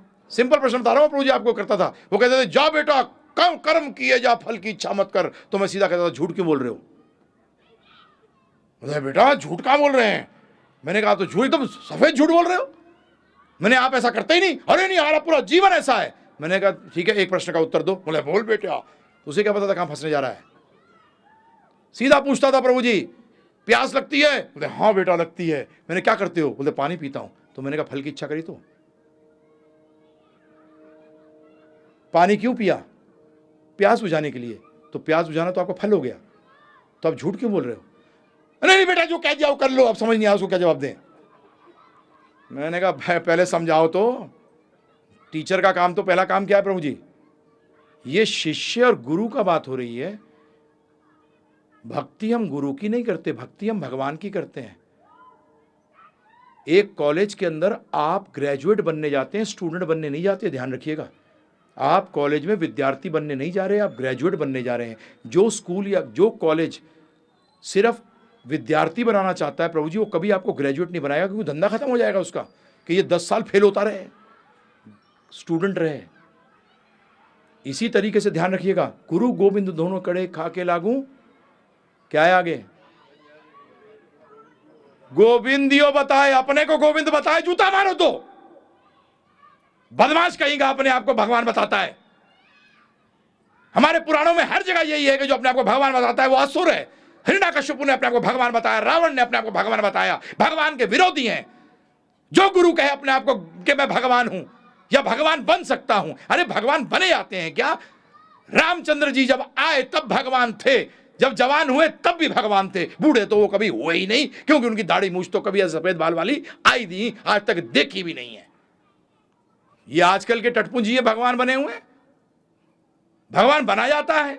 अरे गुरु का हमने बार बार सुना, ये आप बार बार इस चीज को जानते हो, गुरु गोविंद दोनों कड़े का क्यों लागू पाए। अरे गुरु के इसलिए पाए लग रहे हैं पहले, क्योंकि उसने गोविंद को बताया है।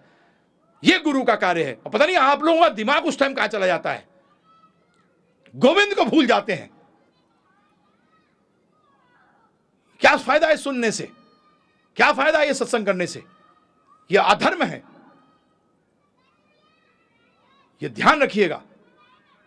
गुरु के पास जाना अनिवार्य है, हमें शिष्य बनना अनिवार्य है, क्योंकि ज्ञान लेने के लिए शिष्य तो बनना पड़ेगा प्रभु जी। गुरु बनाना अनिवार्य नहीं है, शिष्य बनना अनिवार्य है। ध्यान रखिएगा, इस बात को बिल्कुल साफ रखिएगा। और हमारी गड़बड़ क्या होती है प्रभु जी? हम जीवन में भी गड़बड़ ये क्या करते हैं कि जब अगर मैं आपसे कहूं कि एक मैग्नेटिक फील्ड के अंदर एक पॉजिटिव पार्टिकल को अगर डाला जाए तो उस इफेक्ट को क्या कहते हो, तो आप क्या कहोगे? यार पढ़ा नहीं। आज मैं किसी नॉन मेडिकल आदमी से पूछूंगा मेड्यूला ऑब्लंगेटा क्या होता है, तो बोलेगा पढ़ा नहीं। परंतु जब भगवान की बात करना शुरू करता हूं तो क्या करता है? टर टर टर टर शुरू हो जाता है। कहां पढ़ा था? कहां सीखा? कौन से कॉलेज में गया?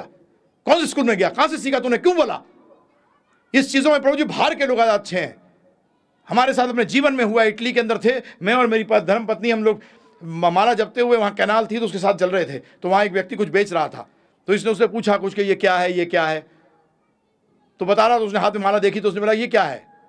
तो इसने कहा कि ये क्या है? हम भगवान का नाम जपते हैं, जैसे कि तुम क्रिश्चियन के अंदर रोजरी जपते हो और मुसलमान तस्बीह जपते हैं, इसी तरीके से हम माला पे नाम जपते हैं। देखिए कोई फर्क नहीं है प्रभु जी, ध्यान रखिएगा। तो हम भी माला पे जपते हैं। तो उसने यस, तो उसने पूछा कि कहाँ से हो तुम? मैं हिंदी में ट्रांसलेट कर रहा हूँ। कहाँ से हो तुम? इंडिया से हो। ओ, इंडिया में गॉड के बारे में बहुत जानते हैं। तो इसने प्रश्न किया तुम्हारा धर्म क्या है? तो बताऊँ क्या जवाब दिया उसने? नास्तिकता। हाँ, रिलीजन पूछा था। रिलीजन का मतलब एक्चुअली ट्रांसलेशन होता है फेथ। फेथ का मतलब श्रद्धा। मेरी श्रद्धा यह है कि भगवान नहीं है, क्योंकि जूते खा रहा है ना। ये रियलाइज नहीं कर रहा कि अपने कर्मों के कारण जूते खा रहा है। वो सोचता भगवान जूते मार रहे हैं। जब भी लोगों का दिवालिया निकल जाए भगवान कर रहे हैं, और जब कुछ अच्छा मिल जाए तो मैं कर रहा हूँ। मैंने कहा भगवान का काम और कुछ नहीं, तुम्हारा दिवालिया निकालना ही बैठा है उनका, कि यार इसका दिवालिया निकालना है, इसका दिवालिया निकालना है। अरे अपने कर्मों के अनुसार हो रहा है। तो इसलिए कृपा करके ध्यान रखिएगा कि ये कोई, हम लोग बहुत बड़ी हिंदुस्तान में गलती है जो कि बाहर में नहीं है प्रभु जी। वहाँ 17-18 साल का भी अगर बच्चा प्रीस्ट बन जाता है, जिसने सीख लिया होता है ज्ञान, अगर वो पुलपिट पे खड़ा होगा, उनकी जो जहाँ बात करते हैं उनको जगह जहाँ से वो बोलते हैं वहाँ अगर खड़ा होकर बोल रहा होगा ना, तो प्रभु जी एक बुजुर्ग व्यक्ति भी, क्योंकि उसको ज्ञान नहीं है, इस बच्चे ने पढ़ा है 8 साल 10 साल पढ़ के आके 18-20 साल का है, तो उसको ध्यान से सुनता है। और हिंदुस्तान में अगर कोई बच्चा अध्यात्म के बारे में बात करेगा तो अबे क्या सिखा रहा है, और क्या ऐसे ही हुए हैं। आज आपका बच्चा अगर डॉक्टर है प्रभु जी, हार्ट स्पेशलिस्ट है, और आपको हार्ट अटैक हो जाता है, आपका बच्चा कहता है ये करो, तो आप उसको थोड़ी कहते हो चल चल मेरे बाल सफेद हो गए मैं जानता हूं ज्यादा। आप कहते हो बेटा बचा किसी तरीके से, क्योंकि उसका ज्ञान ज्यादा है। ये मत करिए। मानिए इस बात को कि मैं नहीं जानता इसके बारे में, मैंने कहीं नहीं सीखा, पढ़ा नहीं, सीखा। पढ़ने से कुछ नहीं होता। आज मैं मैगजीनों के अंदर एटम बम के बारे में पता नहीं कितना पढ़ चुका हूं, परंतु मैं एक एटम बम नहीं बना सकता। बनाने की कोशिश भी करूंगा तो अपने को भी मारूंगा, दूसरों को भी मारूंगा। इसीलिए कृपा करके आध्यात्म को इतना लूज मत लीजिए करिए। यहां भगवान की चर्चा हो रही है, यहां कोई आपके जीवन का क्या आपका सबसे बड़ा लाभ है वो हो रहा है, आपको हानि से दूर किया जा रहा है। कृपा करके इस पे बोल दीजिए स्पष्ट, नहीं भाई इसके बारे में मैंने पढ़ा नहीं है, मत करिए ये।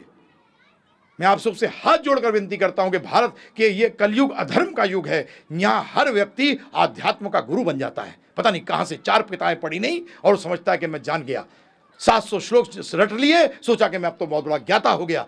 अरे कहां लिखा है कि संस्कृत जाने बगैर तुम भगवान की भक्ति नहीं कर सकते? अरे भाषा है वो। आज अंग्रेजी जानने का मतलब थोड़ी हो कि मुझे फिजिक्स आ गई प्रभु जी, जोशी प्रभु आ जाती है क्या? नहीं आती। संस्कृत जानने का मतलब नहीं है कि आप गीता जान गए।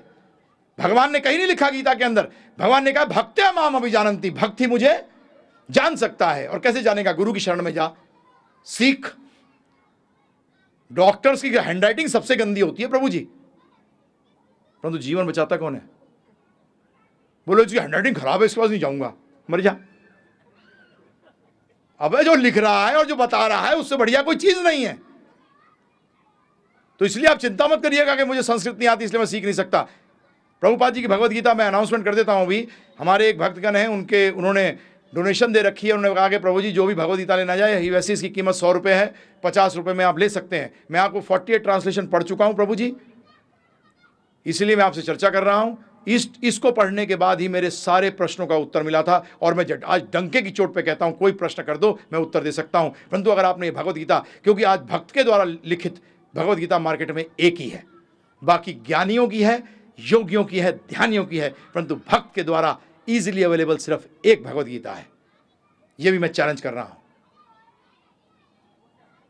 जिसमें सिर्फ कृष्ण भक्ति के बारे में ही चर्चा करी गई है। क्योंकि गीता के अंदर आपको मैं बाकी 5 दिन के अंदर भी सिद्ध कर दूंगा कि क्यों कृष्ण भक्ति। जब मैं कृष्ण कह रहा हूं ध्यान रखिएगा, इसमें रामचंद्र जी, विष्णु अवतार सारे आ गए, इसमें इनमें कोई भेद नहीं है। हाँ, ये मैं सिर्फ कृष्ण भगवान कह रहा हूं, तो उसमें मत समझ लिएगा कृष्ण के बारे में विष्णु को मैंने नहीं बताया, रामचंद्र जी को नहीं बताया, नहीं, यही बता दूंगा आपको। कृष्ण जब मैं बोल रहा हूं तो इनमें सब इंक्लूडेड है, ये भी मैं चर्चा करूंगा। भगवान, देवी देवता और अवतार, ये तीनों में भेद है या नहीं है, अगर है तो क्या है, ये भी गीता के अनुसार मैं चर्चा करूंगा आपसे। तो इसलिए मैं आपसे इस चीज़ के लिए अनुरोध कर रहा हूं, टीचर हर चीज़ के लिए चाहिए, परंतु अनुमोदित होना चाहिए।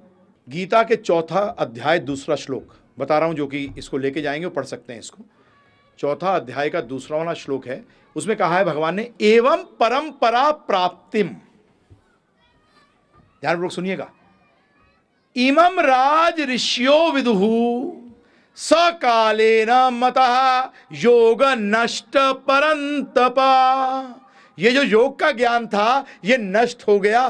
क्यों? क्योंकि ये परंपरा जो थी ये टूट गई। तो भगवान कह रहे हैं ये ज्ञान किससे लेना चाहिए? परंपरा से। अब आप सिंपली समझ लीजिए एक चीज, गुरु बनने से पहले व्यक्ति को क्या होना चाहिए? शिष्य, राइट? गुरु बनने से पहले व्यक्ति को क्या होना चाहिए? शिष्य।